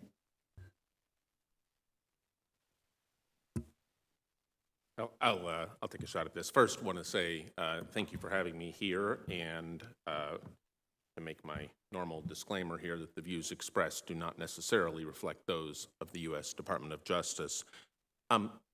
So I was in private practice for more than 20 years before I came to the Department of Justice, and I've been asked what's different about being at the government. And I tell people that the first and the most noticeable thing is that when I was in private practice, I was usually on the defense side. My job was to make the matter go away, or in the event of a merger, get it through at the lowest cost and move on to the next thing. But in the government, the job is to try to get it right. And it's not so much about winning or losing, it's about getting to the right answer.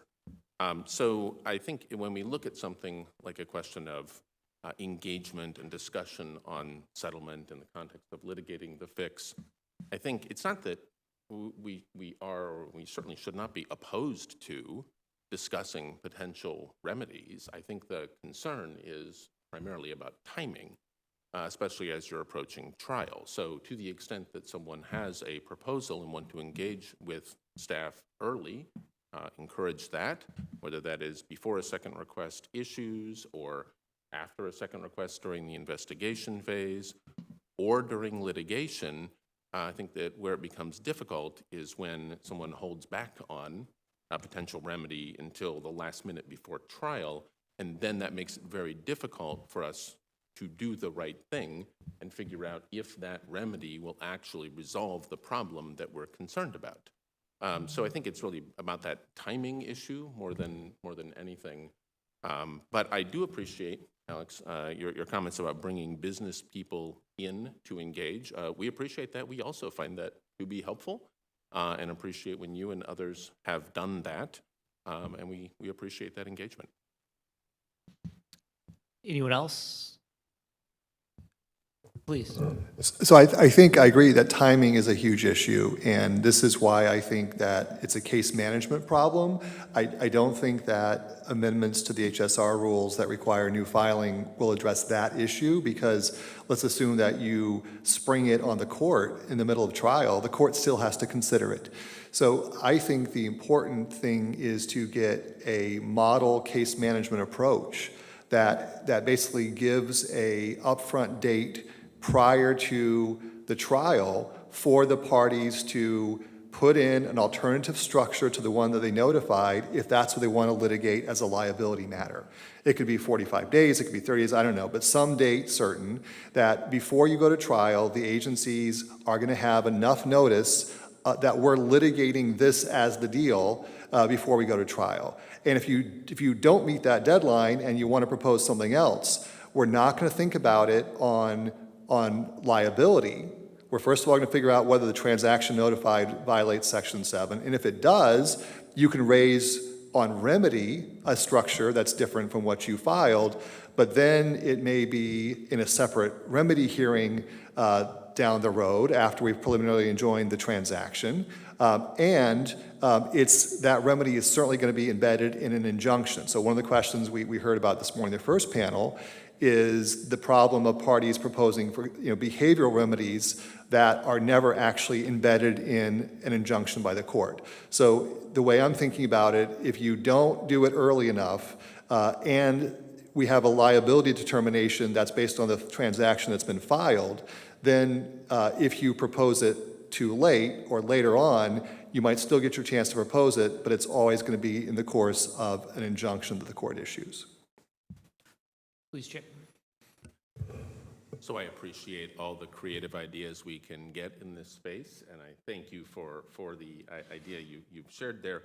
I do wonder, though, rather than approaching it as you're coming up to 45 days before trial and then having this complicated remedies approach, I mean, courts do a lot to manage their docket, as they should, and could they not simply set a deadline some number of days before, let's say, the fact discovery cutoff, where if you're going to propose a remedy that you want the court to consider at trial, you need to get it in by that deadline, and then that's it. And there, at least in my experience, there aren't that many circumstances that I've seen where there's a a remedy on the eve of trial that couldn't have been negotiated previously. And so perhaps there might be some good cause exception to approach it differently. One might engage on the details, but usually when I've seen a remedy proposal on the eve of trial, it's one that could have been made the day after the complaint was filed or even earlier, at which point I can see a reasonable judge, a pragmatic judge, might very well decide that that should be presented before a certain point in the litigation process. to make sure that you can fairly engage with that proposal. If I could just respond briefly, I think the problem is that if a district court has before it a proposal from the parties for a remedy order, a scope of the injunction, and the court says, I'm sorry, you didn't give it to me 3 months ago, so I'm not going to consider it, there's a good chance that that's going to be reversed. Because under eBay versus Merck Exchange, the standard for injunction, which you read Stevens' Sons from the Fourth Circuit, that applies in Section 7 cases. The court has to consider, it's not a matter of right for the government, the court has to consider the appropriate scope of the injunction to remedy the competition problem. That's what the court said in the DuPont case as well, the Supreme Court. So I would be concerned that if a court takes draws a line and says, unless you get it to me during discovery, I'm not going to consider it even on remedy, that would be reversible because the court has an obligation to actually consider it. I'm very sympathetic to the problem of it coming too late for the government to analyze it. But then the answer is, all right, merging parties, you say that this should be in the remedy. We're going to conclude the trial right now on liability. I'm issuing preliminary injunctions to the deal going forward. And now, 3 months from now, after the government's had a chance to actually kick the tires on this thing, we're going to have a hearing on remedy when the government can be prepared to argue that that remedy you propose is appropriate or inappropriate. That, I think, solves the timing problem. It also gives an incentive to the parties not to play games. If they have something, get it out on time. But it also doesn't purport to bind the court's hands to not consider the public interest in determining the scope of remedy. Nathan? Yeah, well, first, thank you also for inviting me to be on this panel, and thank you to all the panelists and Judge Eskridge for coming here. This has been really interesting to participate in. On the case management question, it seems like there are 3 implications of a late remedy. One is notice to the court and to the enforcer. The second is discovery implications and an ability to take additional discovery to kick the tires on a changed circumstance. And the third is potential schedule implications. And I wonder, particularly paired with what Judge Eskridge was talking about, the closing date and how important that is to merging parties, if the way to incentivize early engagement on a remedy is to bake into a case management order a timing consideration such that if a late remedy lands, the trial date is going to be pushed back. There will be additional discovery. And I think the impact of that would be that we would not be getting late remedies. We would be getting timely remedies sufficient to allow for timely discovery and an on-time trial. And I welcome anyone else who wanted to jump in because I don't want to cut short helpful conversation. Sorry, just one more point on this.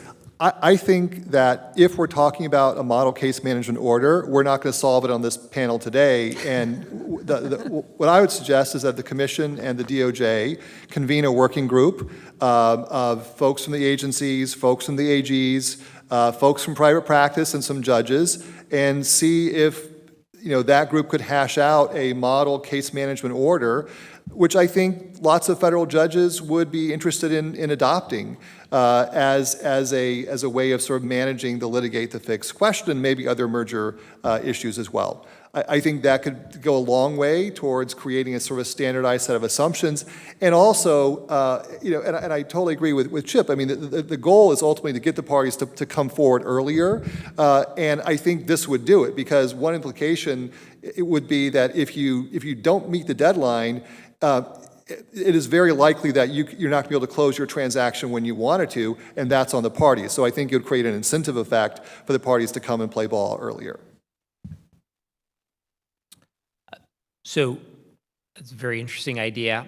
I want to get to Susan and get her perspective on the litigating-the-fix issue in sort of a particular case study of Kruger-Albertsons. But before I do that, Susan, we ask, what can the enforcers do to try and incentivize? I'm also interested to hear, and we heard the previous panel discuss as well, is what can the merging parties do in order to engage? And I will throw out there, Barry in the first panel noted that sometimes you come in and you're not sure if the agencies are going to think you have a problem, and you don't want to negotiate against yourself. But the flip side is if you force staff to kind of run down all your arguments that by the time you realize there's a problem, it might be pretty late in the game. And so I'd be very interested kind of to hear a reaction kind of to that, and what is the obligation of the merging parties who want to move fast but also don't want to give anything up, and how do you reconcile that with with your clients? And I'll go to Alex first, but then anyone else. Well, what I would typically do on the private practice side is, I would, and I always have had sort of a running dialogue with staff, and I feel like, or staff leadership, and I feel like that's the best way to get a sense of, are we heading in a direction where you all have concerns? And just informally, I'm not going to bind you, to what you tell me, but I'd like to just have an honest conversation. And I do that. I'll have check-ins, like if I have, say, a second request going and we know it's going to be a few months, I will periodically reach out to the team lead on the staff side and just ask, what are you seeing? Can you just let me know? Are there potential issues, concerns, et cetera? And then once I get a sense of that, if there are potential areas of concern, we will evaluate with the clients, whether whether it is something where we want to step forward and offer a remedy.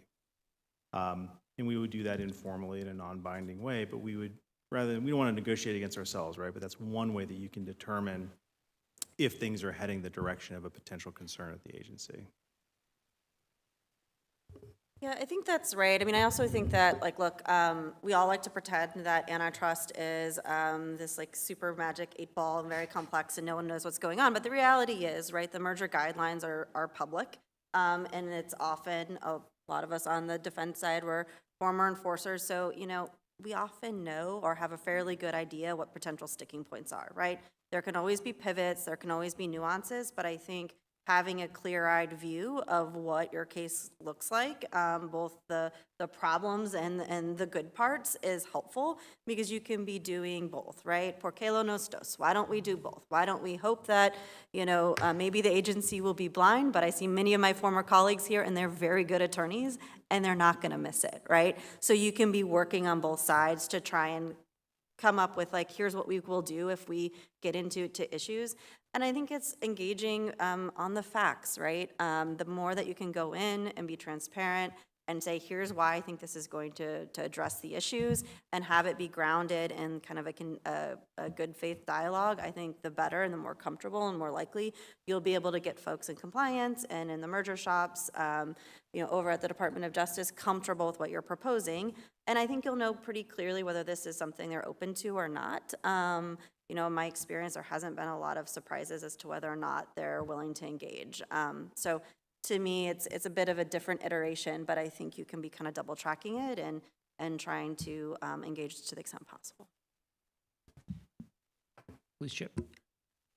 So perhaps I can try to offer some suggestions to our colleagues on the other side of things. When you come in, if you can try to engage with staff where they are, that will be very helpful. You may have other arguments in favor of your transaction, and I'm not saying you shouldn't make whatever arguments you wish to make, but if staff have expressed a particular concern, if you can engage with that directly on the facts or the law, that will be helpful. Sometimes that doesn't happen, and I feel like people are talking past each other, and then that's less helpful to trying to figure out, again, what the right thing is. Also, if you can try to be as transparent as possible, and I realize that there's always a bit of trying to figure out where things are going and not wanting to give away too many things or show too many cards too early or bid against yourself. But if you can be somewhat transparent about where you're coming from and what you're doing, that will also be helpful. Again, the more we can engage in good faith, the better chance we have to get to a good overall outcome that works.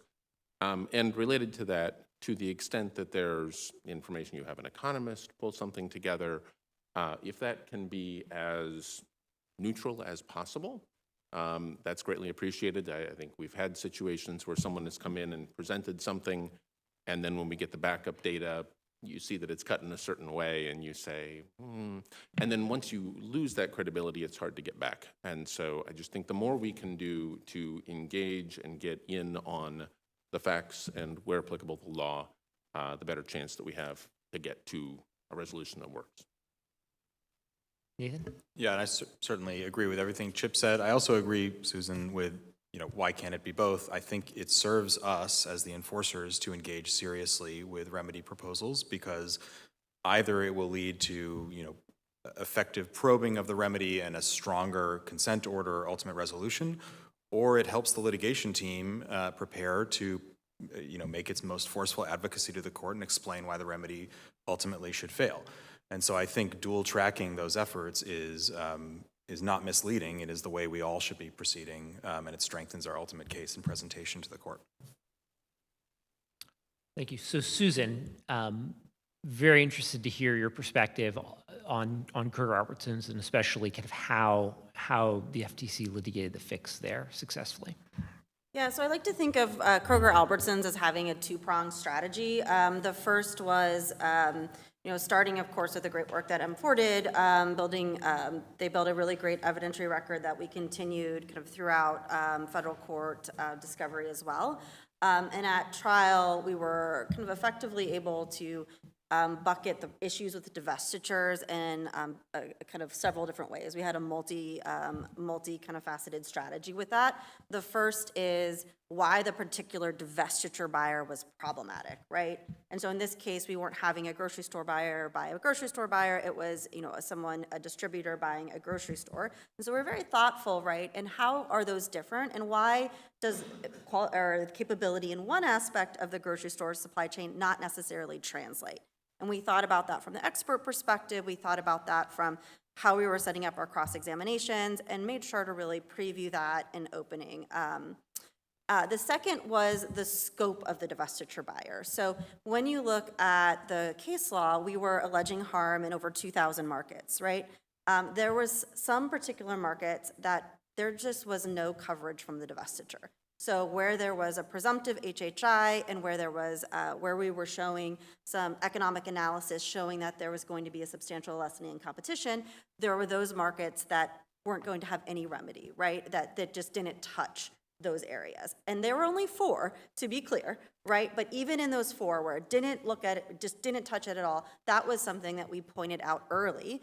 And as we were thinking through the trial strategy, I had it what I'd like to call a zoom in, zoom out, because there were so many markets. We talked about it kind of from a macro level. Here's the story, here's generally what's happened, but then we would zoom in on particular markets that were anecdotes. And we were very careful when picking those markets to both think about kind of the geographic scope of those from a remedy perspective, as well from a narrative perspective, trying to make sure that the judge was understanding the harm throughout different regions and whatnot. So that was something that we really tried to pair how we were thinking about the kind of standard Section 7 case and with the remedy. So we were really thoughtful in how we did that.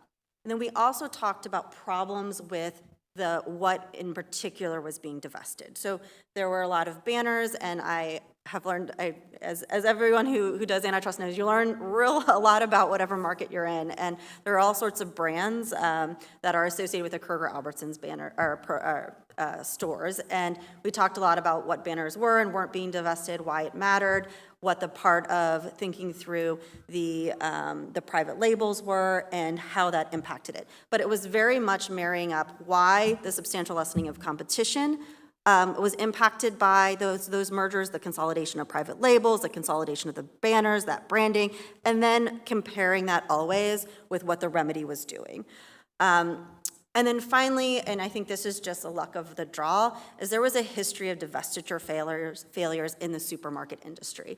And those were just good facts for us, where we were able to show, here's what's happened in other situations where a divestiture has been approved and then all of these stores closed.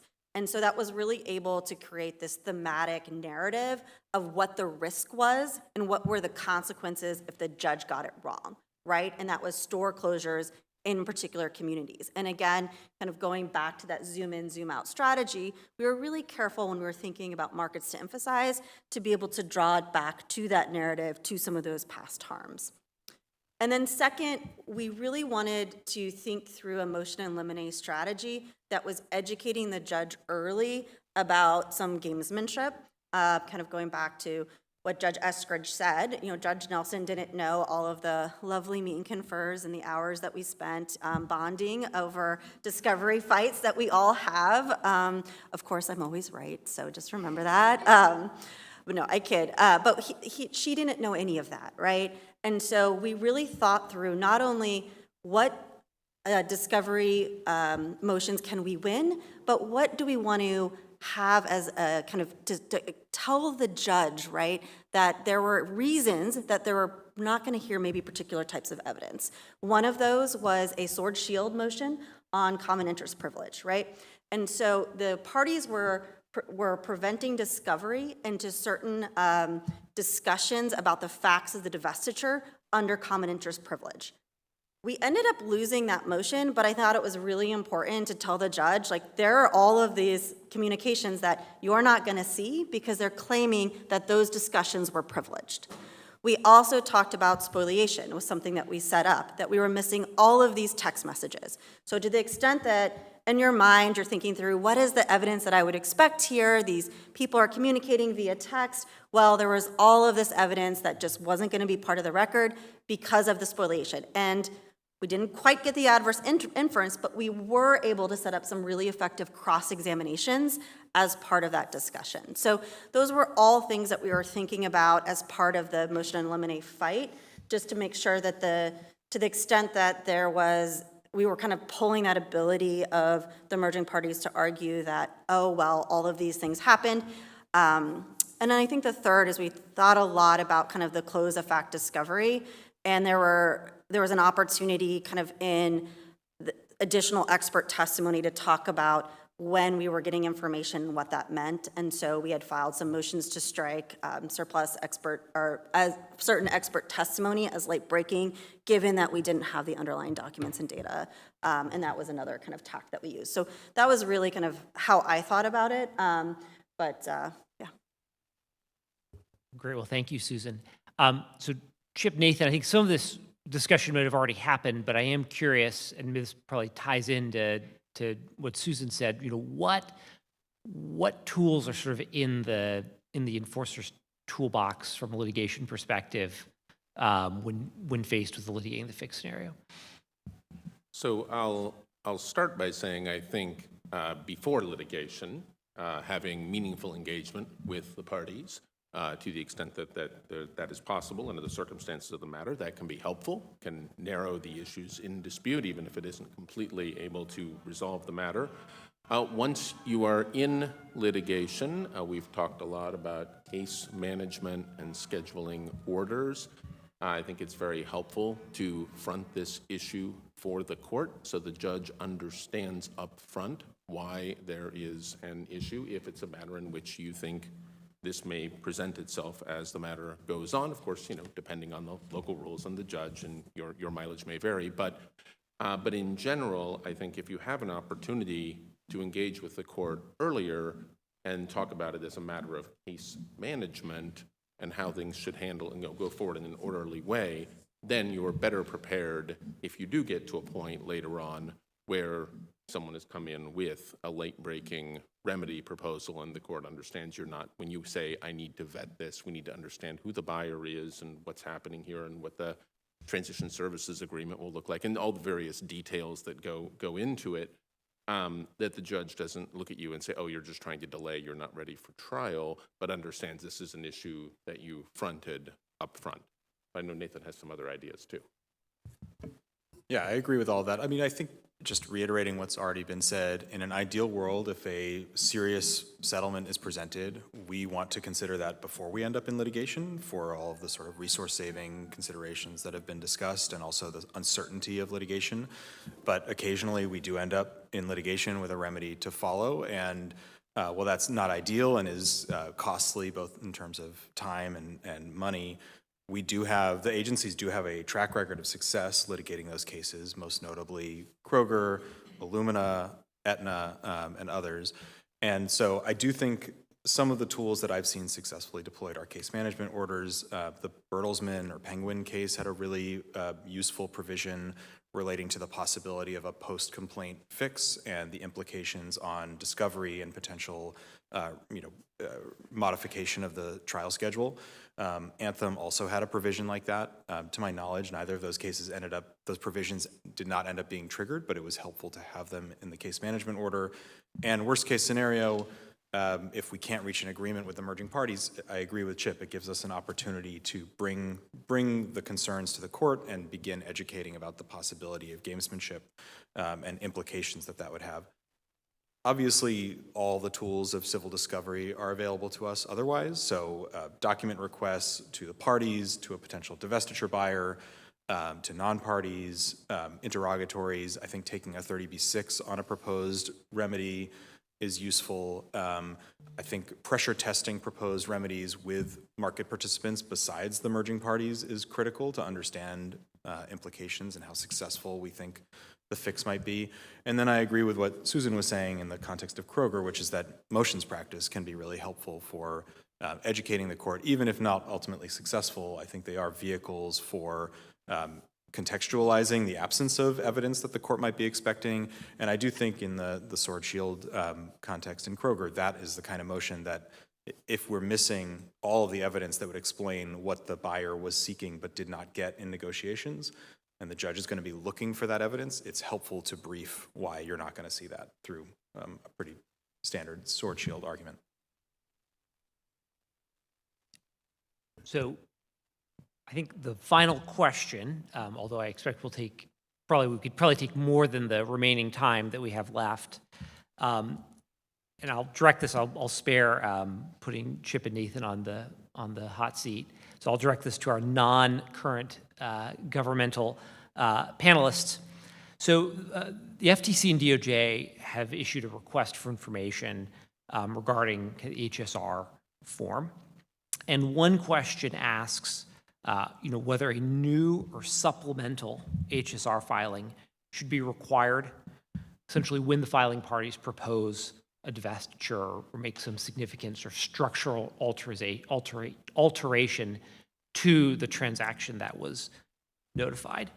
And so I am very interested to kind of hear the view from this panel. And if no one volunteers to go first, I'll call on you, but otherwise I'll let you proceed.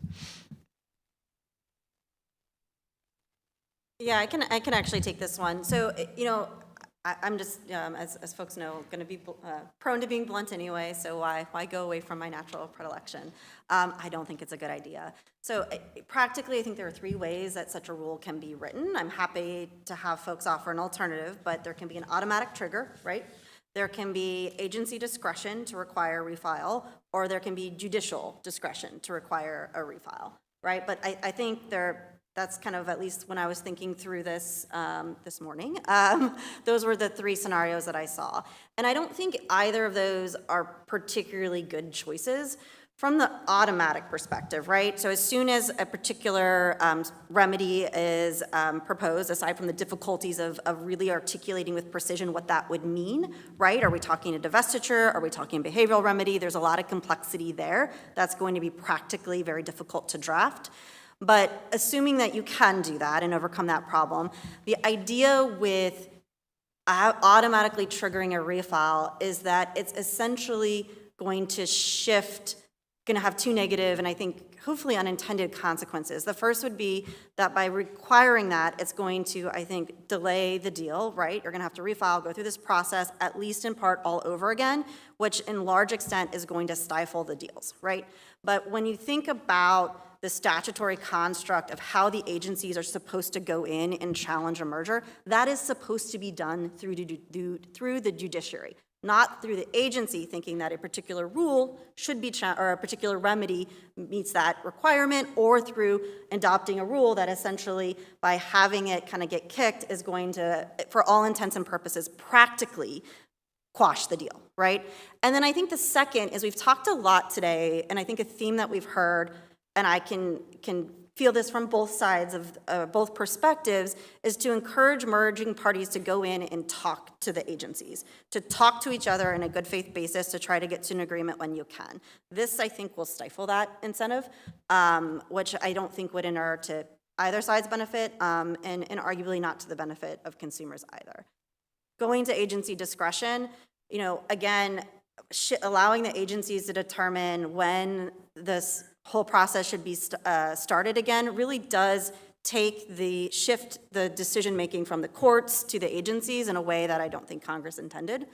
And with judicial discretion, I also just don't think this makes a ton of sense. I'm certainly no judge, but I think judges are used to dealing with this and have a lot of other options in their toolkit that'll be more familiar to them versus having to restart it and possibly wasting all the time already spent litigating only to maybe see the parties later, but maybe not, when this could be done either through a continuance, through a case management order, or through just how they manage their docket and their trial. So those are my perspectives, but certainly an interesting idea.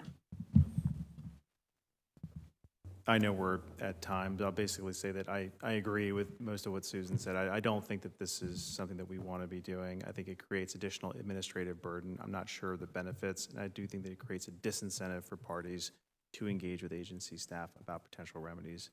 The average settlement, I think I saw, takes over a year anyway to go through the entire second process and then work up a settlement. I think this could slow things down even further. I think I already said this. I just don't think it'd be effective when you think about what courts are supposed to do. So imagine the parties have not filed, but during trial they say to the court, Your Honor, if you are going to enter an injunction against this merger, we want to be heard on the scope of that injunction. And we think that your injunction should allow an exception or a carve-out for a deal that's restructured. I don't think any FTC rule can bind the court's hands in equity from considering that. And I think the Supreme Court has said the court must consider that. So I'm not sure the practical effect of this kind of a rule in terms of cases that are going to be litigated. Now, it may, in terms of the negotiations with the parties, incentivize them to be more forthcoming up front. But if the parties want to persist and take a case to trial, I don't think there is any way, absent Congress rewriting the injunctive standard for Section 7, to prevent a court from thinking about the appropriate scope of remedy at the remedial stage, which will include the possibility of prohibiting the merger, but subject to an allowance for it to go forward if a certain asset is divested or a certain behavioral commitment is made. So again, I'm back to case management as the thing that is crucial in terms of cases that are going to be litigated. So we're talking about litigating the fix, cases that are actually going to be litigated. I think absent legislation from Congress, the only way to fix the problem is through an approach to case management, which requires buy-in from courts, that is going to structure the way the case will be litigated with an expectation that no surprises coming too late. Well, great. Well, thank you very much to our excellent panel and for these excellent comments. Very much appreciate you taking the time to come and share with us. I'm going to ask you to step off that way because I will introduce our closing speaker. So our closing remarks.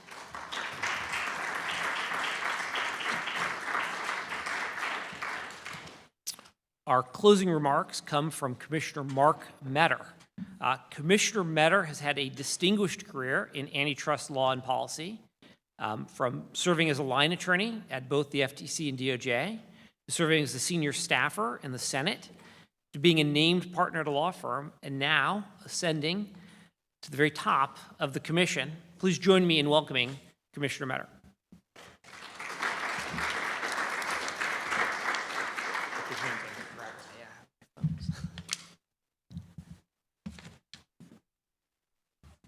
Thank you, David. Good afternoon. Thank you all for being here. I would especially like to thank the Bureau of Competition and its staff for putting together today's fantastic event. It was also great to see Judge Eskridge here. I was fortunate enough to take a class from him in law school on the origins of our federal Constitution, so it's nice to see our paths cross again. As you've heard today, the issue of litigating the fix has become a bigger challenge for the agencies in recent years. To address this challenge, it's important to reflect on the problematic policy choice pursued by the agencies during the Biden administration and its approach to remedies and corrective steps this administration has taken to ensure that the pre-merger review program operates in a manner consistent with congressional intent underlying the Hart-Scott-Rodino Act. Litigating-the-fix refers to the practice of parties proposing remedies during litigation after the HSR review period has closed and the agency has filed suit to block the transaction. The proposed remedy modifies the transaction the agency challenged, and the court is asked to evaluate the modified transaction rather than the transaction as originally notified. In some cases, the parties express willingness to discuss remedies during the review period and are rebuffed. In other cases, the parties withhold remedy proposals as a matter of litigation strategy. The defining feature is procedural. The agency must analyze a remedy that was not previously detailed during the HSR process and must do so on a litigation timeline without the investigative tools that would have been available when the transaction was first reported, leaving the court to decide whether to evaluate the transaction on an as-filed or an as-modified basis. The prior administration adopted the position that the agencies should litigate rather than settle. In practice, that meant that whenever the agencies identified a transaction that appeared problematic based on the parties' merger filings, there was a deliberate policy not to engage on remedies.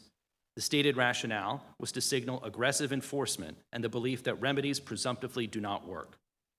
That posture produced predictable consequences. Parties who otherwise would have engaged on remedies during the review period had little reason to do so, given that the agency leadership had communicated that such engagement would be futile regardless of the specific facts or market realities uncovered during an investigation. Parties who were prepared to propose credible structural fixes were incentivized to hold them in reserve in preparation for responding to an inevitable lawsuit. The consequences for the pre-merger review program were easily foreseeable. Investigations became more drawn out, and the agency increasingly found itself litigating transactions the parties were no longer proposing. While the parties presented courts with modified transactions the agency had not been able to evaluate during the review period Congress designed for that purpose. These consequences are an important reminder that aggressive enforcement is not the same as aggressive posturing. Any serious enforcement approach must take account of the institutional capabilities of the agency that is doing the enforcing. In the merger context, these include the discovery and evidentiary tools available to the agencies during the pre-merger review period, and the agency's substantial expertise in designing and managing remedies. An enforcement posture that does not make use of these competencies is not more aggressive. It is simply less effective and a rejection of the congressional mandate that the agencies use their investigatory and enforcement authority to arrest anti-competitive conduct in its incipiency. The posture that reflexively favored litigation also left the agency flat-footed in cases that proceeded to court. Rather than take advantage of the pre-merger review process as the forum to evaluate a proposed remedy in a manner consistent with the HSR statutory regime, the posture created incentives for parties to shield their proposals and to shift the analysis into a litigation proceeding in which the analytical work is harder and the timeline is compressed. The agency ended up analyzing transactions in forms the court would not end up actually evaluating. This administration is dealing with the fallout from that reflexive litigation-first posture and the incentives it created for merging parties to use unilateral fixes as a litigation tactic. Some of the fallout is operational. Cases that could have been resolved through negotiated consents with more robust relief instead proceeded to litigation, consuming agency resources that could have been deployed elsewhere and allowing proposed fixes to proceed with increased execution risk and without the benefit of the agency's expertise in remedy design. Some of the fallout is doctrinal. Cases involving Litigate-the-fix present important legal questions around burden shifting and merger challenges. They also raise questions about whether parties who intentionally use unilateral fixes as a litigation tactic have complied with their obligations under the HSR Act, given that the statute requires the parties provide the agencies with documentary materials and information necessary for analyzing the deal the parties presumably intended to consummate when notifying the proposed transaction. But I want to focus today on the institutional fallout. One of the most important steps the agencies can take to address this challenge is to reaffirm their commitment to procedural integrity, which creates a foundation of trust that enables the effective and efficient operation of the pre-merger review program. The pre-merger review program is not about promoting litigation opportunities for their own sake. Prior to the enactment of the HSR Act, there was plenty of merger litigation, but the agencies nonetheless confronted significant challenges in preventing anti-competitive acquisitions from happening in the first place. It is therefore helpful to recall how Congress sought to address this problem and why the pre-merger review program was established. Mergers and acquisitions have long been a central focus of antitrust enforcement since the Sherman Act was enacted in 1890. But in the immediate decades that followed, experience from cases such as Standard Oil and American Tobacco raised concerns about the effectiveness of challenging deals solely on a post hoc basis, as significant anti-competitive harms manifested during the intervening years while challenges were pursued. Section 7 of the Clayton Act, enacted in 1914, reflected Congress's recognition that acquisitions warranted heightened scrutiny and should be addressed in their incipiency, that is, to prevent acquisitions that presented a reasonable risk of anti-competitive harms and to act before those harms took hold. The Keller-Kefauver amendments in 1950 further strengthened that framework by closing loopholes in the Supreme Court that the Supreme Court had read into Section 7. But even with a strengthened Section 7, the agency's enforcement posture remained primarily reactive. A transaction would close, the agency would investigate, and litigation would follow years later after the merger or acquisition was already consummated. Pursuing challenges to consummated transactions is particularly resource intensive, given the need to separately establish liability and then devise a remedy, which presents a separate challenge often referred to as unscrambling the eggs. The Department of Justice's long-standing litigation involving the El Paso Natural Gas Company is illustrative. It took 17 years of litigation and 8 trips to the Supreme Court before complete relief in the form of divestitures could be achieved. The HSR Act of 1976 was Congress's response to that problem. As Congressman Rodino put it on the floor of the House, the case for pre-merger notification was startlingly simple. Under then existing law, by the time a merger was judged anti-competitive and divestiture ordered, the remedy was typically a costly exercise that took years to litigate and administer. The HSR Act sought to address this problem by requiring advance notification and establishing applicable waiting periods, allowing the agencies to evaluate proposed transactions before consummation. It also granted the agencies expanded investigatory powers to conduct their substantive review and authorized the Federal Trade Commission to institute rules allowing the agencies to request information necessary to determine whether proposed transactions violate the antitrust laws. The use of reporting requirements and expanded investigatory powers was aimed at allowing the agencies to make enforcement decisions on a complete record without first allowing anti-competitive harms to manifest.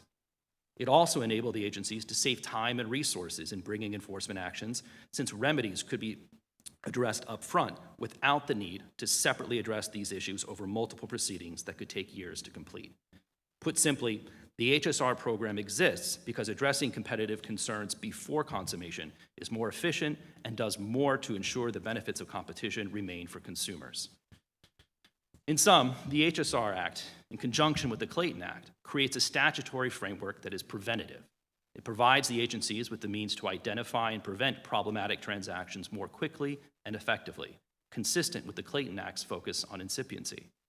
Whether an anti-competitive transaction is abandoned, blocked in court, or modified through a remedy to eliminate probable anti-competitive effects, the result is the same. Consumers continue to enjoy the benefits of rigorous competition. The successful operation of the program requires a firm commitment to procedural integrity and ongoing cooperation during the review process. The agency's investigative authority is robust, but the value of that authority depends on a working relationship in which both enforcers and merging parties engage in good faith. A commitment to process is the functional precondition for the program to deliver on the benefits Congress envisioned when enacting the HSR Act. The litigate-first posture of the prior administration did significant damage to those commitments.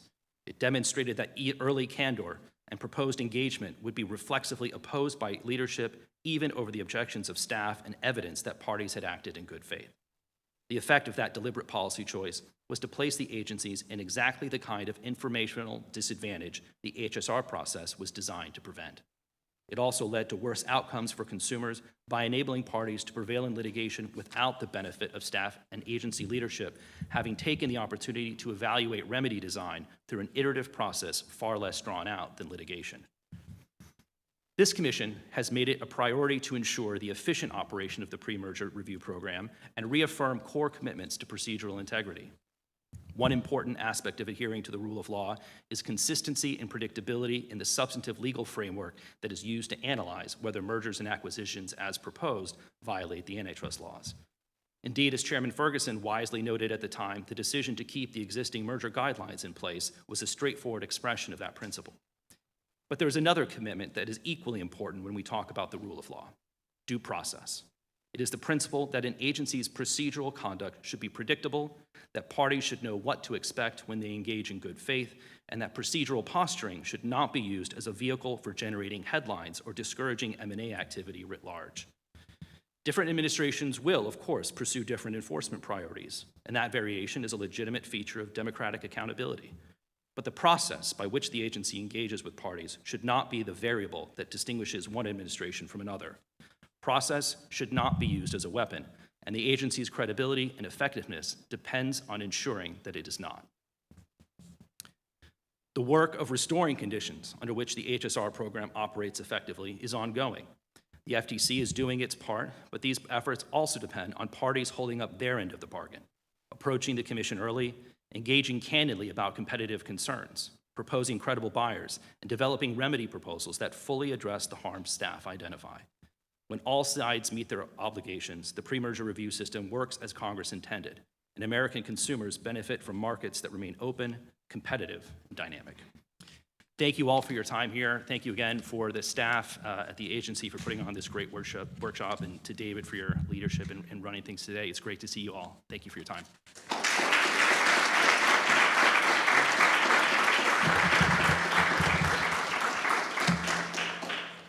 Well, thank you very much, Commissioner Metter. And I'd like to thank everyone who participated in the workshop and everyone who helped make this possible, including Mark Lanou, Artisha Williams, and Lily, and all our other great faculties and other sort of excellent staff here.